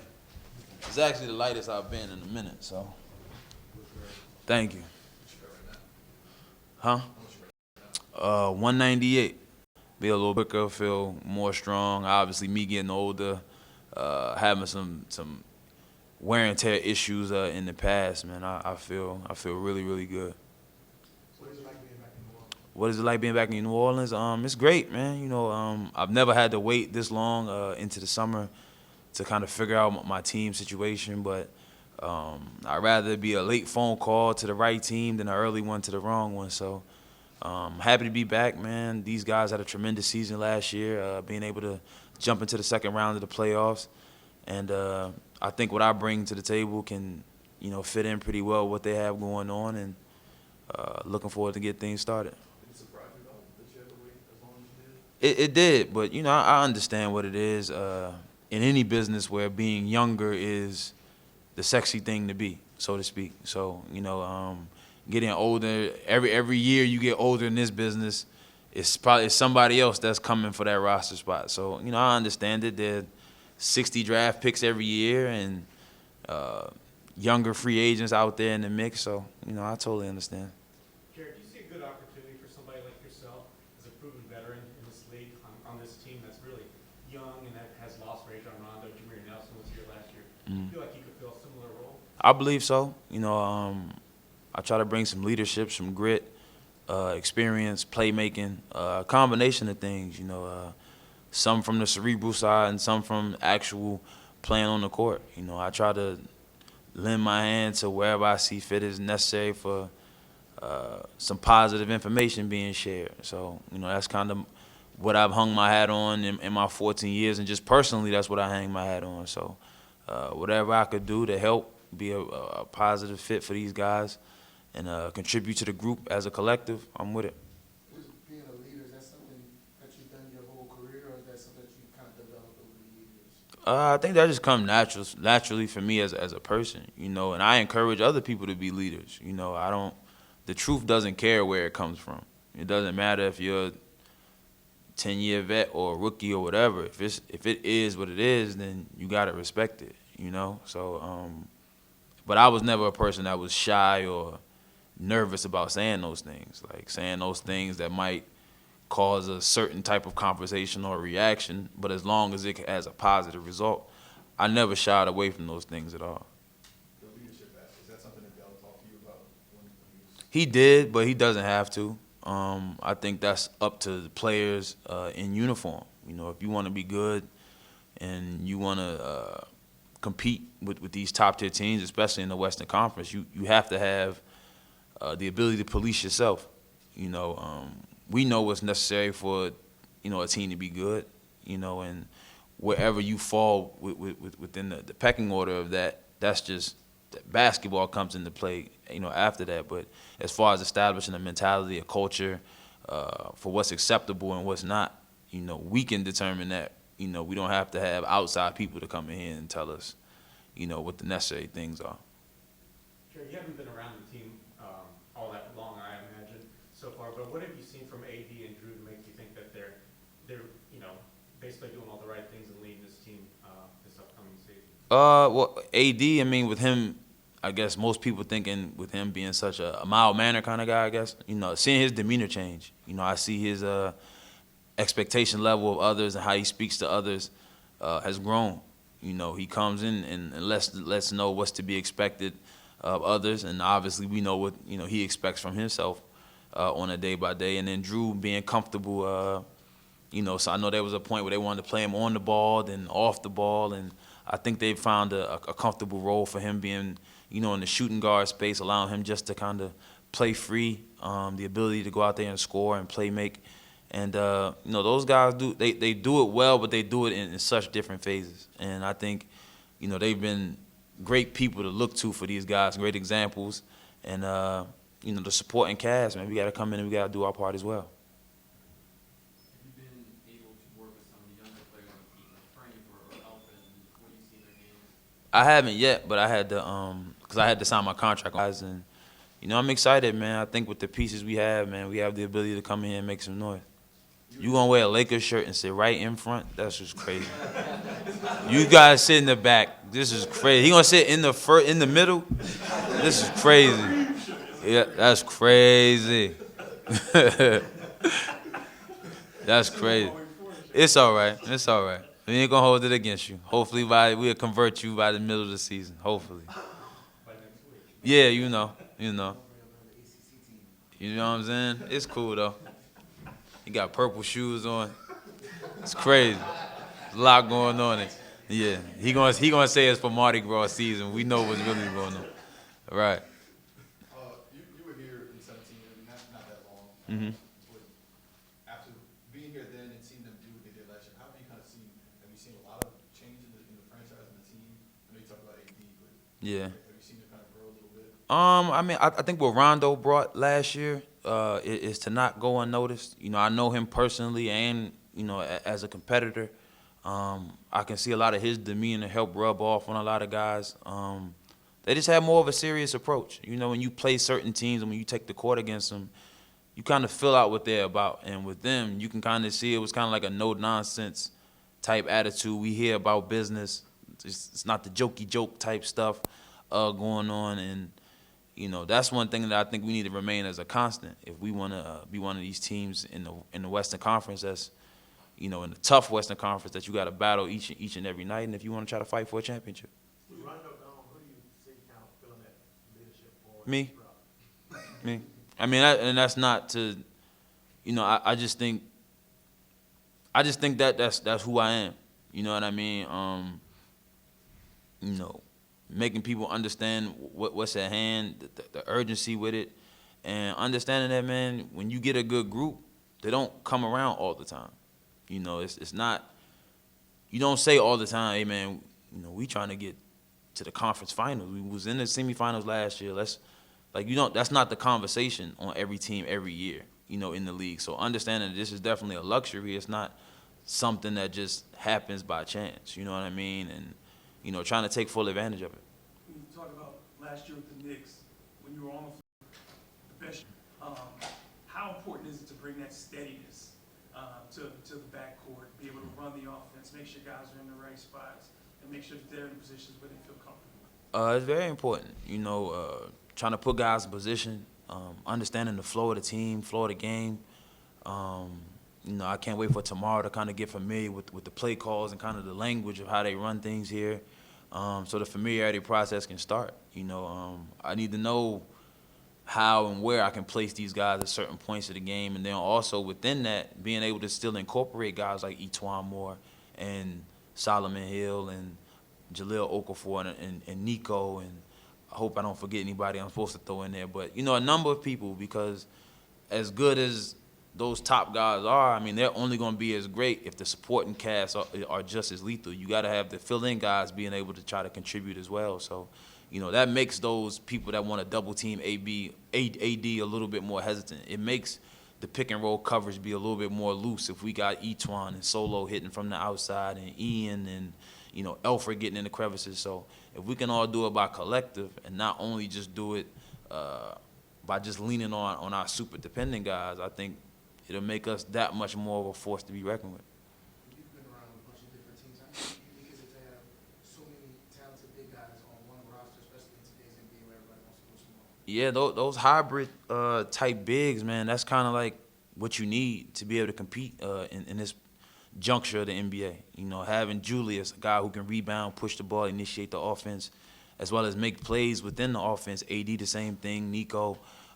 We don't have those more so traditional big guys who just kind of just live pretty much on the post area and just pick and roll. It's guys who can shoot from the outside who, I wouldn't be surprised we see AD running the pick and roll in a small set in the screen. You know what I mean? Those different type of offensive sets. So, I'm looking forward, man. Looking forward to it. I've been in conversation with the coaches and seeing what they got up their sleeve and us applying it come game time. How do you feel physically? I mean, you've had some struggles with injuries the last few years, but you did get 60-plus games last year. Yeah. How do you feel, just body-wise? I feel great, man. I'm lighter than I have been in the past. I've changed some things within my diet and some other daily things. So, and it's translated into me feeling a lot more strong. I feel a lot more quick. Man, I've been chomping at the bit, being patient, but I can't wait for tomorrow to come around. City is ready for the leadership role. You have the experience and the personality to keep a young team with so many young vets focused when they're high. But how will you help them stay focused and keep them from getting too low on themselves if they get into a bad losing streak or anything like that?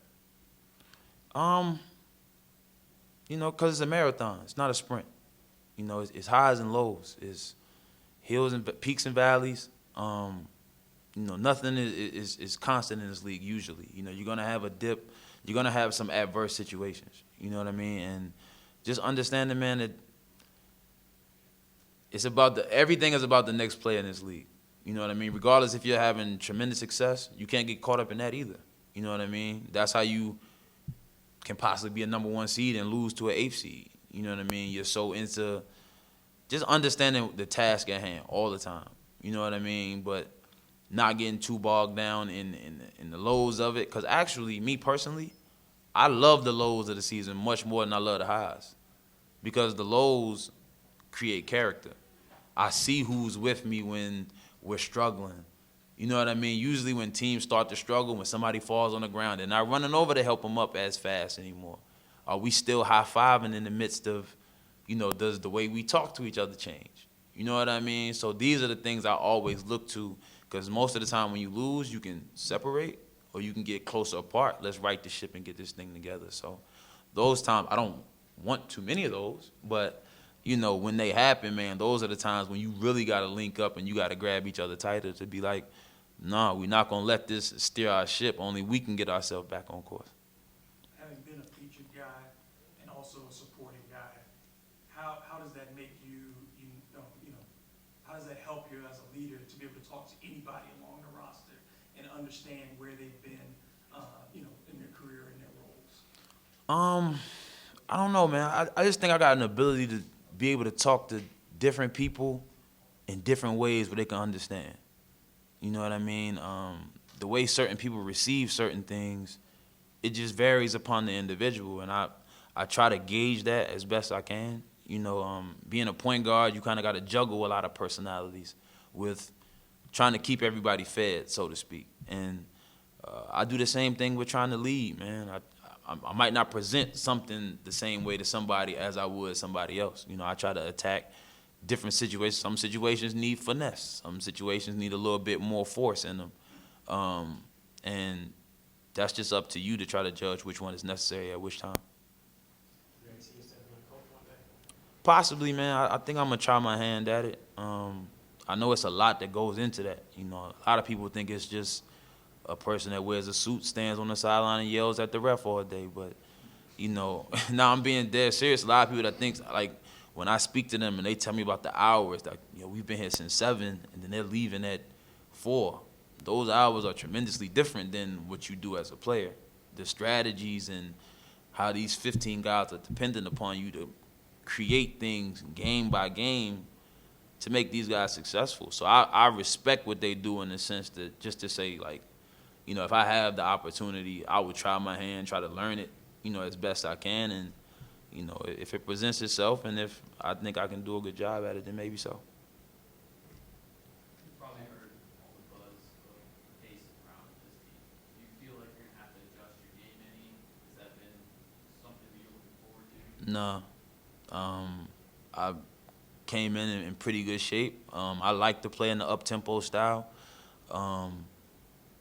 Yeah, that was when they said that. I was happy to hear. And like I said, with the roster they've put together, I think we have the team that can present a lot of challenges as far as tempo is concerned in this league. Good seeing y'all, man.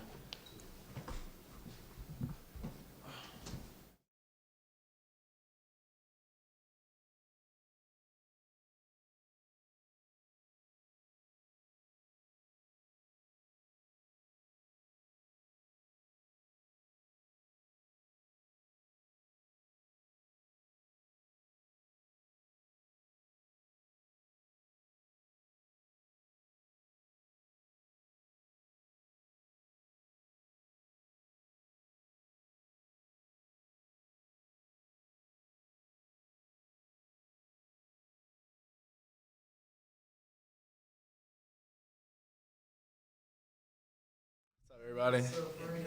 how's it going? Good, man. How are you? I'm great, doing good, happy to be here. How you feel? I feel better than ever. I feel really good. Had a good summer, minus the ankle injury. Minus that, everything after that was great. You know, I've been working hard and been feeling really good, actually. How frustrating was that? Just play as well as you did. And I was just thinking the other way. I was like, come on. I thought it was worse than it actually was because I was taped and my ankle still went all the way down. But it was frustrating for sure. But then kind of just like, all right, now got to focus in, lock in, and get ready for training camp. You've been held back, you know, for over a year since you've gotten to play real minutes that count. Yeah. It's like tomorrow not getting here fast enough. No, it's for real though. It's been a long journey, and I don't even know where to begin. Honestly, I think I was able to learn so much last year, but at the same time, it was so frustrating and hard because I've never had to go through a year without playing something that I truly love and that I played every single day of my life, and to not be able to play it for a year was hard. So I'm definitely anxious and excited to get out there and to show people what Frank Jackson can do. Who do you lean on for support to kind of get you through the last step of being? Family's huge for me, obviously. Both my parents have been nothing but supportive of me.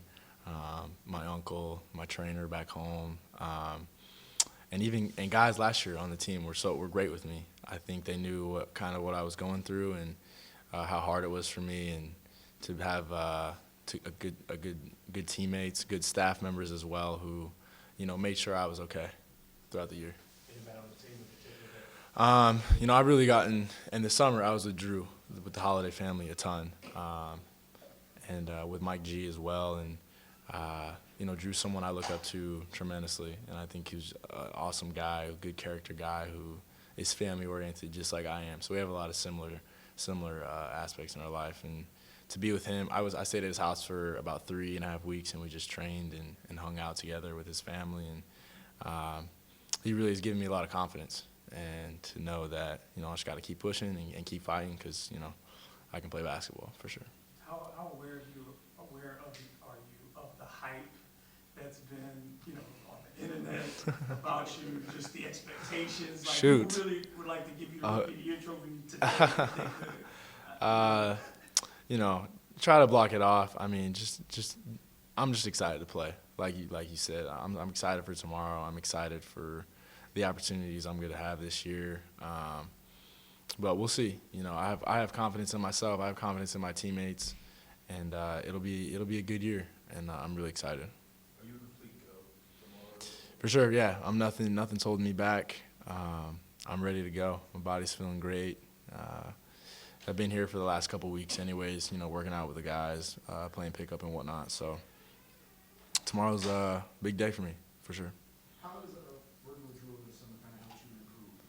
It was being with Drew that was the best thing that's happened to me this year, honestly. I think from a mental standpoint, from a physical standpoint, in the training we did, the preparation we've done for this upcoming season, I never trained like that in my life.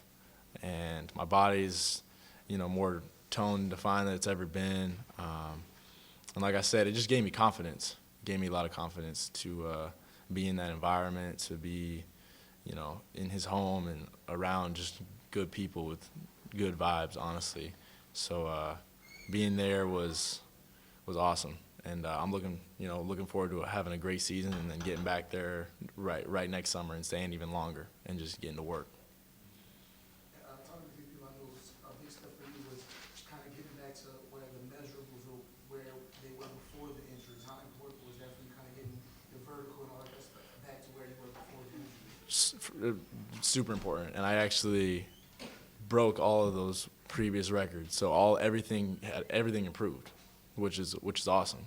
So I was able to, lift weights this year and through this summer and get stronger, and I'm jumping higher than ever. I'm explosive, and that I think I put in a lot of hard work and last year to go through rehab and to make sure I was doing everything so that my body felt good for the time where I could recover. What's your verdict on that? I think it tested 42.5. Yeah. So I feel good.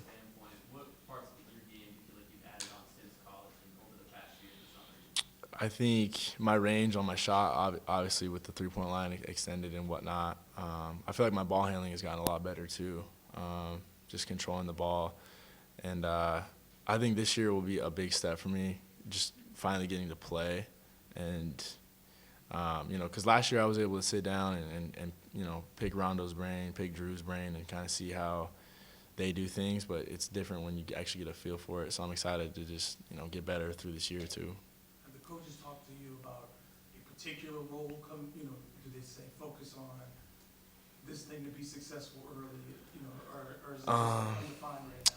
Kind of both. I mean, they really want me to lock in defensively, so I'm always with, Coach Erm, and he's been great, with helping me with that. But kind of, I think this week will unravel that and see, what they're thinking. What did you learn about defense just hanging around Drew? Shoot, that dude.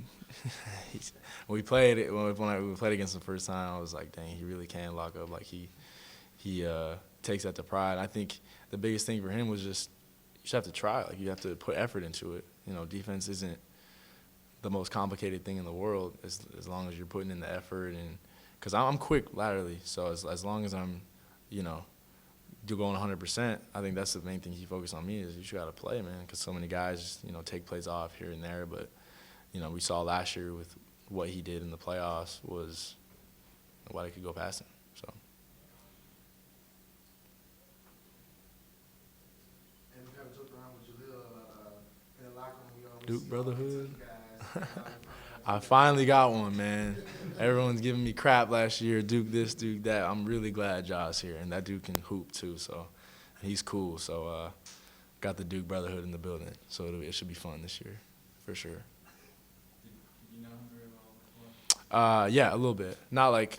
No, I knew him. Yeah, because when I was on campus, he was there in the summertime. He was actually taking a couple of classes, so I got to know him a little bit. And when I saw him here, I was really happy. Or saw him when he was coming, I was stoked. So we've been able to hang out and chop it up a little bit. But he's a great guy. He's a great dude. Is it bizarre for you to know about him and see the kind of weird arc of his career where he was like, kind of drafted as a franchise player on you? For sure, yeah, and it's hard because it's all about the scenario you're thrown into, and Jalil's like he's a great basketball player, but he's like a really good person too. So I think we all go through our different challenges and whatnot, but he stayed really positive about it, and I think he's gonna have a huge year, and he's gonna help us a ton. So I'm excited for what he brings to the table. Bro, what do you think it's going to be like when you actually get to play that first game? I've thought about that so much. I don't know. I mean, this summer, it like after my ankle stuff and getting through that, like I started playing again and get my confidence a little back. But I haven't played like an actual game. So I don't know, man. I'm excited, and I can't wait. Honestly, we play with Chicago next Sunday, so even the preseason game, I'm pumped. Like I'm ready to go. Like put me in right now. So. Exactly. I'm gonna be get me on the court because I want to do it. I'm excited. It looked like you got a chance to work out with Alfred a bit, like, Yeah, he was out there with us. what was that like when you see him in his game? How's he able to count? It was awesome. Alfred is also another great guy. He's really smart. He's a true point guard. He makes the right reads. He makes the right plays. I'd watch him from a distance, but didn't really know what he could do. But he, like I said, his basketball IQ is really high, and I think he'll be great for our team this year. What did you learn from Rondo last year? Everything from on the court to off the court things. How to be a leader, how to approach certain things, how to carry yourself as a person, how to demand respect. I mean, he's like the most professional guy I've been around. And it was crazy because he was one of my favorite players growing up. So I remember when he came in here and I met him for the first time, I was like, holy crap, like this is him right here. And then for him to kind of take me under his wing last year was huge. Like I said, basketball-wise, I sat on the bench right next to him every single game. And whenever he saw something or whenever I had a question, he was always there to answer it right away. So he was huge for me last year.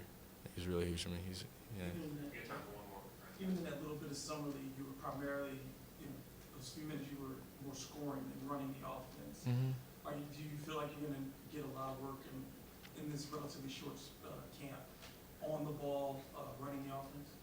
I think so. And the last couple of weeks, I've been able to do that as I've gone through things with Finch and with the other coaches. But I think I'll definitely have more of an opportunity in the next couple of days and throughout the season to actually be a point guard and to be a leader on the court.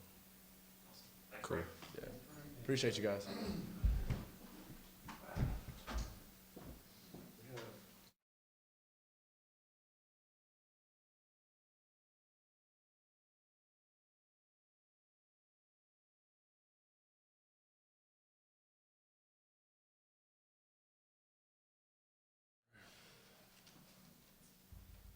So I guess, what has the past year been like for you, dealing with injuries, multiple surgeries? What's that rehab process been like for you?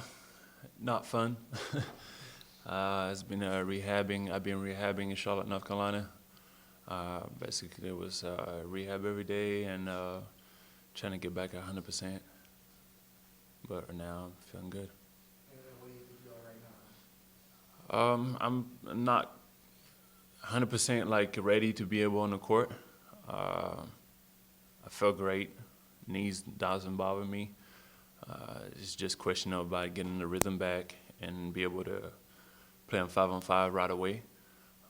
I'm close to it, but it's going to take a little bit more time to be able to get rhythm. When I talk about rhythm, it's like be able to have like move the same way and cardio was and everything.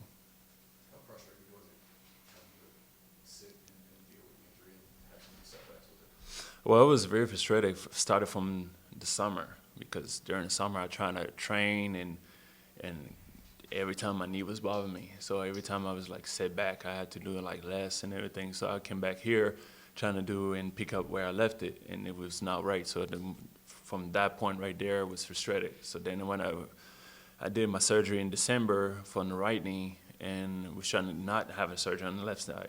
So doing the whole rehab process and found out that in March I have to do another surgery on my left side to go back to square one. That was tough. That was tough mentally to be able to, be ready again, to go through the same process, start from zero. So that was definitely a tough situation. How do you avoid, when you go through that injury process, losing your connection with your teammates and still being a part of what they're trying to do, even though you can't do it on the court?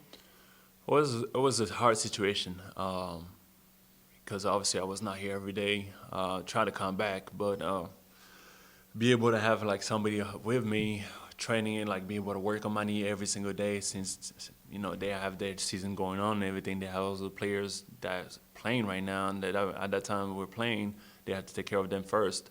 So it was tough, and to be able to stay in contact, just exchanging text and watching the games, watching them play. I was excited, especially in the playoffs. They were doing great. You could tell the chemistry was awesome. So that was you can tell that the team was having a good time. How do you feel right now, mentally and confidence-wise on your recovery? Recovery I'm doing well. Honestly, I'm very confident. I've been training great the whole time I was in Charlotte and during the summer. So I'm very confident. I'm very confident. I'm not gonna go and be like scared on my knees. And I honestly, so far, then even coaches saying I'm looking good. They playing them 1-on-1 and 2-on-2. But it's gonna take time a little bit, and I'm ready for it. But my confidence is still there. I know I can bring some stuff to the team. Outside of rehab, have you gotten an opportunity to sort of work on other areas of your game, extending your range to the three-point line and or other skill areas? Yeah, I work a lot on the 3 points, and obviously the game has changed from when I first got to the league in 2008.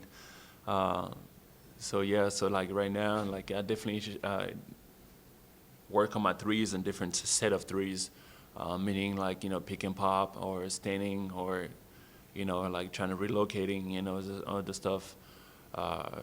It looks good, and I guess some guys are a little bit like surprised that I can shoot threes, but you know, it looks good. So we'll see how it looks on the game. But don't be surprised when I shoot the three. It's gonna get in. I'm sorry, has there been a timetable that they've set for you that you think you'll be ready to go full speed? No, I think it's more like a day to day.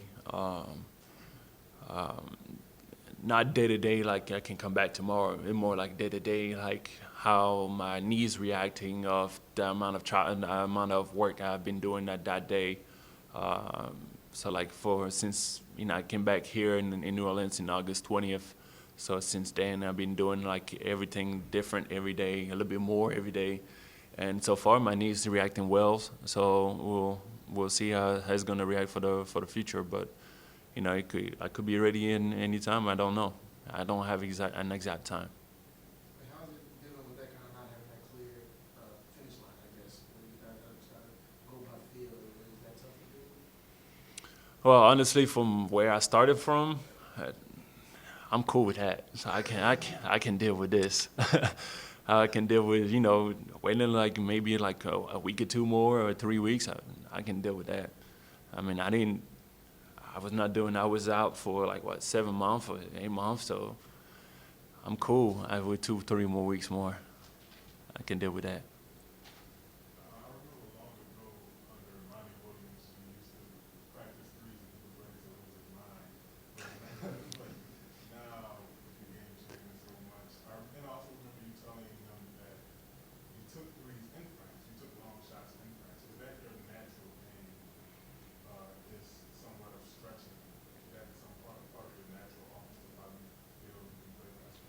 Yeah, that's a good question. Well, before I got drafted, I was actually shooting threes in France and all that. But I got drafted by Charlotte Bobcats, and coach was Larry Brown, so it was not even a question for me to take threes.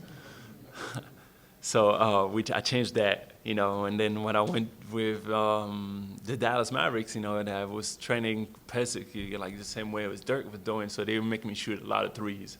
So I would say natural, maybe not, but like I make that as a kind of habit to work on it and be able to expand my range because I think it's important. If my dad was here, it would be like smiling because he's been telling me for years that, I should keep on shooting in threes because there's no big men actually shoot threes that often. And then, especially when he was here. But yeah, I think it's something that I've been working on over the years. And like you said, money didn't want me to, but now, Gentry don't mind. So, I mean, especially if it goes in, I don't think nobody would mind. So, I mean, I would take the three. I'm not going to force it. But if it's in a good situation and, meaning situation, it was like a time of the game as well, I'm not going to shoot like when it's like, I don't know, like 23 on the shot clock. I'm not gonna do that. But if I'm open, I'm definitely gonna take it. Being one of the elder statesmen amongst this group now, guys who've been here. Tell me about it, man.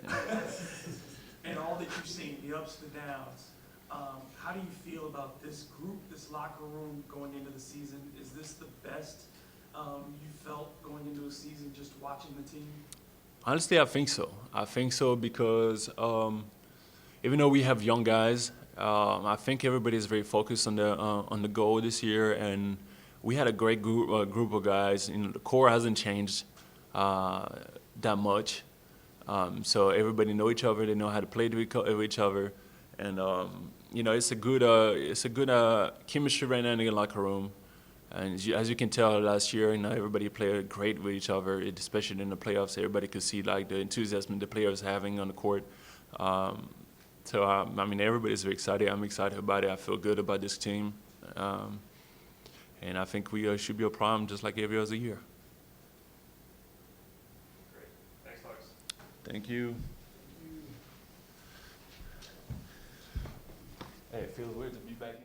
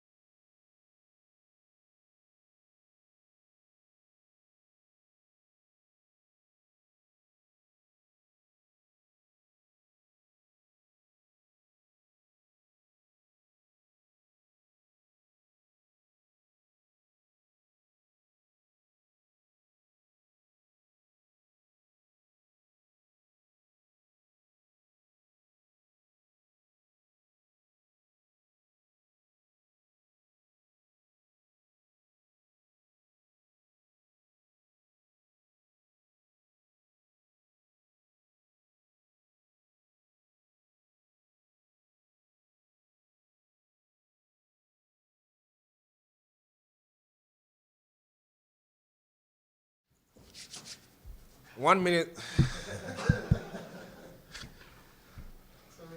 what's the summer been like for you, and what have you been really working on and improving in your game? Basically, I'll be working a little bit everything, especially defensively, in my jump shot, of course, yeah. I'm working a little bit everything this summer, I spend a lot of time here too. I do back and forth LA and New Orleans. So I stay here most of the time, trying to improve my defensively. That's how I was working every summer. Well, you can tell what, yeah. I'm 245 now, so that's kind of thing I was looking for a long time ago. So I just get it now, but I'm not gonna stay like that. Training camp start tomorrow. By Friday, for sure, I'm gonna lose a 5 pound for sure, because the way I play and the way I walk. So definitely, I'm gonna lose a 5 pound. But in the season, I just wanna be 240 or under. Front court now with you, AD, Nico, Junior. Jaleel, and Julius. Everybody brings a different set of skills to the table. How do you see yourself fitting into that rotation, and what are the things that you bring, just skill-wise? You just gotta come ready to play. Like you said, now we got like a 5 big now. For sure, AD gonna start it. For sure, there's no question. So our 4 guy, we gotta fight for it. So whatever is there, we gotta fight for it. Especially me, I'm not gonna back down for nobody. Everybody here for something. We here is a mission, and we're here to make a team win. So I'm gonna just do my part. Whatever team need me to do, that's what I'm gonna do. I'm gonna fight for my spot. I'm gonna do whatever I need to get done. That's not mean I don't like my teammate. I love all my teammates. Yeah, I think Dell talked a little bit about he's enjoyed seeing kind of you and Jaleel compete in practice, not practice, but like workouts and stuff. Yeah. What's that been like for you? Oh, it's super nice, like it's so physical. I really love like a much a physical player, So I feel like it's great to me, like guard him. If I can guard him, I feel like because it's so physical, I think I can guard anybody. It's not only him because there's a lot of physical players in the NBA. It's not only one. So I got him Okafor all the time, Julia Okafor. Like it's really good, way he play. He can face up, he can dribble. So to me, I feel like I do better job guarding him too, and he's a great player. Coming off a season where you got so many more opportunities, got so many more minutes, how would you gauge your growth from when you came in and everybody said this is a project, and to where you are now? How much growth do you think you had as a player? I think I grew a lot, from last year when this year season just passed now. I think I grew from a lot, because my body look different now, and my game wise and the way I think about a game and the way I scout a player, is a little bit different. My rookie years and last year, I was not thinking like the way I was supposed to do to be professional. But now I think I got every tool I needed. I just need to just work hard and just make it happen. Last year, there were a lot of times when you would beat basically every person down the court after a rebound, going down for a transition. Do you feel like increased pace really helps play to your style of game, where a lot more running? That's where I really love running, like I don't really like it like come like call the play, stuff like that, I'm so quick, I just get a rebound, I'm out. I don't really want to think about what is gonna happen but behind me. All I'm thinking, just go. But that's why I started playing basketball like that. I used to play soccer. So that's make me like I'm so quick. Back in high school people used to be like, why you so quick, why you don't take a second? I don't know, because that's where I play. I play so hard, so that's what I do. I just run. So that's who I am. And that make me, because last year I think it was number 1 team in the NBA in the pace, because where we play. This year, and coach was talking about it, we want we to be better than last year, so we gotta play more pace, like just rebound and we out. How do you get that consistency that you're looking for, where there'd be games where you get a good number of minutes and then you'd hit these spots where you didn't play for a couple nights? How do you improve your consistency as a player? It's kind of tough, really, really is hard, because sometimes if you're not playing, you think a lot, like probably not good enough, or you didn't make some mistake in the process, stuff like that, it's gonna be too much going on in your mind. But since last year, I just figured out, I wanna play. If I didn't play, does not mean I'm not gonna support my team. Does not mean I don't care about my team.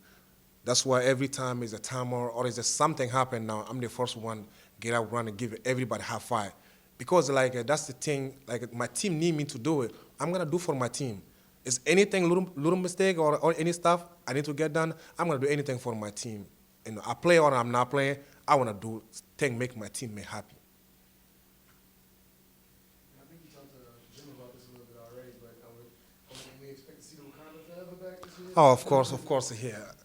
That's it's coming, you know. I got a couple new stuff, but I'm not sure anybody yet. But y'all gotta see in the season, you know. Wakanda, that's still there, you know. It started last year. I'm gonna bring in like a new stuff this year too, you know. That's still going to be. Every time I do N1 or stuff like that, I'm gonna do it, you know, because they think like I can say I'm the one player in the NBA doing first, because I never see nobody doing the NBA first, you know. I start doing it, and people start doing it too, and I feel like. Everybody's seen the movie, but I never see player doing it. You know what I mean? So I can be like, I'm not gonna stop doing that because I used to do. If I block, I do Mutombo stuff, but it's not anything trying to gangster Mutombo. I love Mutombo. We talk a lot, so it's not anything like I'm trying to create my own stuff too. So people look like, oh wow, it's like watching the movie, but no NBA player does. So I'm be like, okay, I think I just the one bringing it into the NBA, so I'm gonna keep doing that. How big was that experience going and playing back in Africa this summer and continue to spread the game there? It was super nice, you know, because Africa is totally different. South Africa and where I'm from, West Africa, is a little bit different, you know. Playing there, you know, it's kind of like make me dream come true because, like, this is Africa, and that's where I'm from. And all African kids was there, look up to me, you know, like, wow, Sheikh, you really made it. And some people doesn't even know me, but we met. Like, okay, I feel like now it's a thing we never seen it before. We never see NBA player. I wish I was growing up, I met NBA player. I didn't get a chance. But I got opportunity to go to South Africa and represent my country there. I feel like that was so nice. Meet the people I never met it before, you know, and see the culture. Because where I'm from and South Africa is two different culture. You know, it's all Africa, but it's a little bit different. You know what I mean? So that make me to think like it's not everything is about basketball. You know, you just gotta get off your comfort zone and see the different world. You say you talk to a lot of them on the line. Akeem, if you all play contact together. Not Akeem, I'm talking about Mutombo. Mutombo, yeah. What kind of advice does he give you? It's always saying, you know, like young players, especially from Africa, you just gotta know what you're doing. You know, you really have to. You know, you can't be cutting some stuff. You know, whatever you do, man, you just need to liking and focus on what you're doing. You know, it's always told me, you know, young fella, just keep doing what you're doing. You know, just be in the gym, work your game, ask a question, watch a film. Those kind of stuff, you keep doing that, that's gonna make you a great player one day. Just keep doing what you're doing. What is this? I guess this is the last guaranteed year of your rookie contract. And does that affect your approach in any way, or is that something that you find yourself being mindful of? I'm not sure exactly, you know, because like you say now, I'm kind of next year I'm freezing next summer, right? Next summer, I mean, this season next summer, yeah. So I thought about a little bit, but I'm not really into that, you know. I'm trying to play good this year and trying to do what I need to get done this year, and I'm gonna start thinking about it in the summer. But right now, I'm not thinking anything else. Sometimes people see it like the year where they have to really prove they deserve going forward. You know. I know what you mean, like, you know, it's too much pressure if you start thinking about that stuff, you know what I mean? Everybody's different, I'm different. So I don't want to think from now, 8, 9 months now. I just, things in front of me, I'm trying to focus that thing right now. Whatever's in front of me now, and I deal everything later. But right now, I just trying to lacking and trying to do what I need to do. 9 minutes. I think it was 2 minutes. Thank you, man.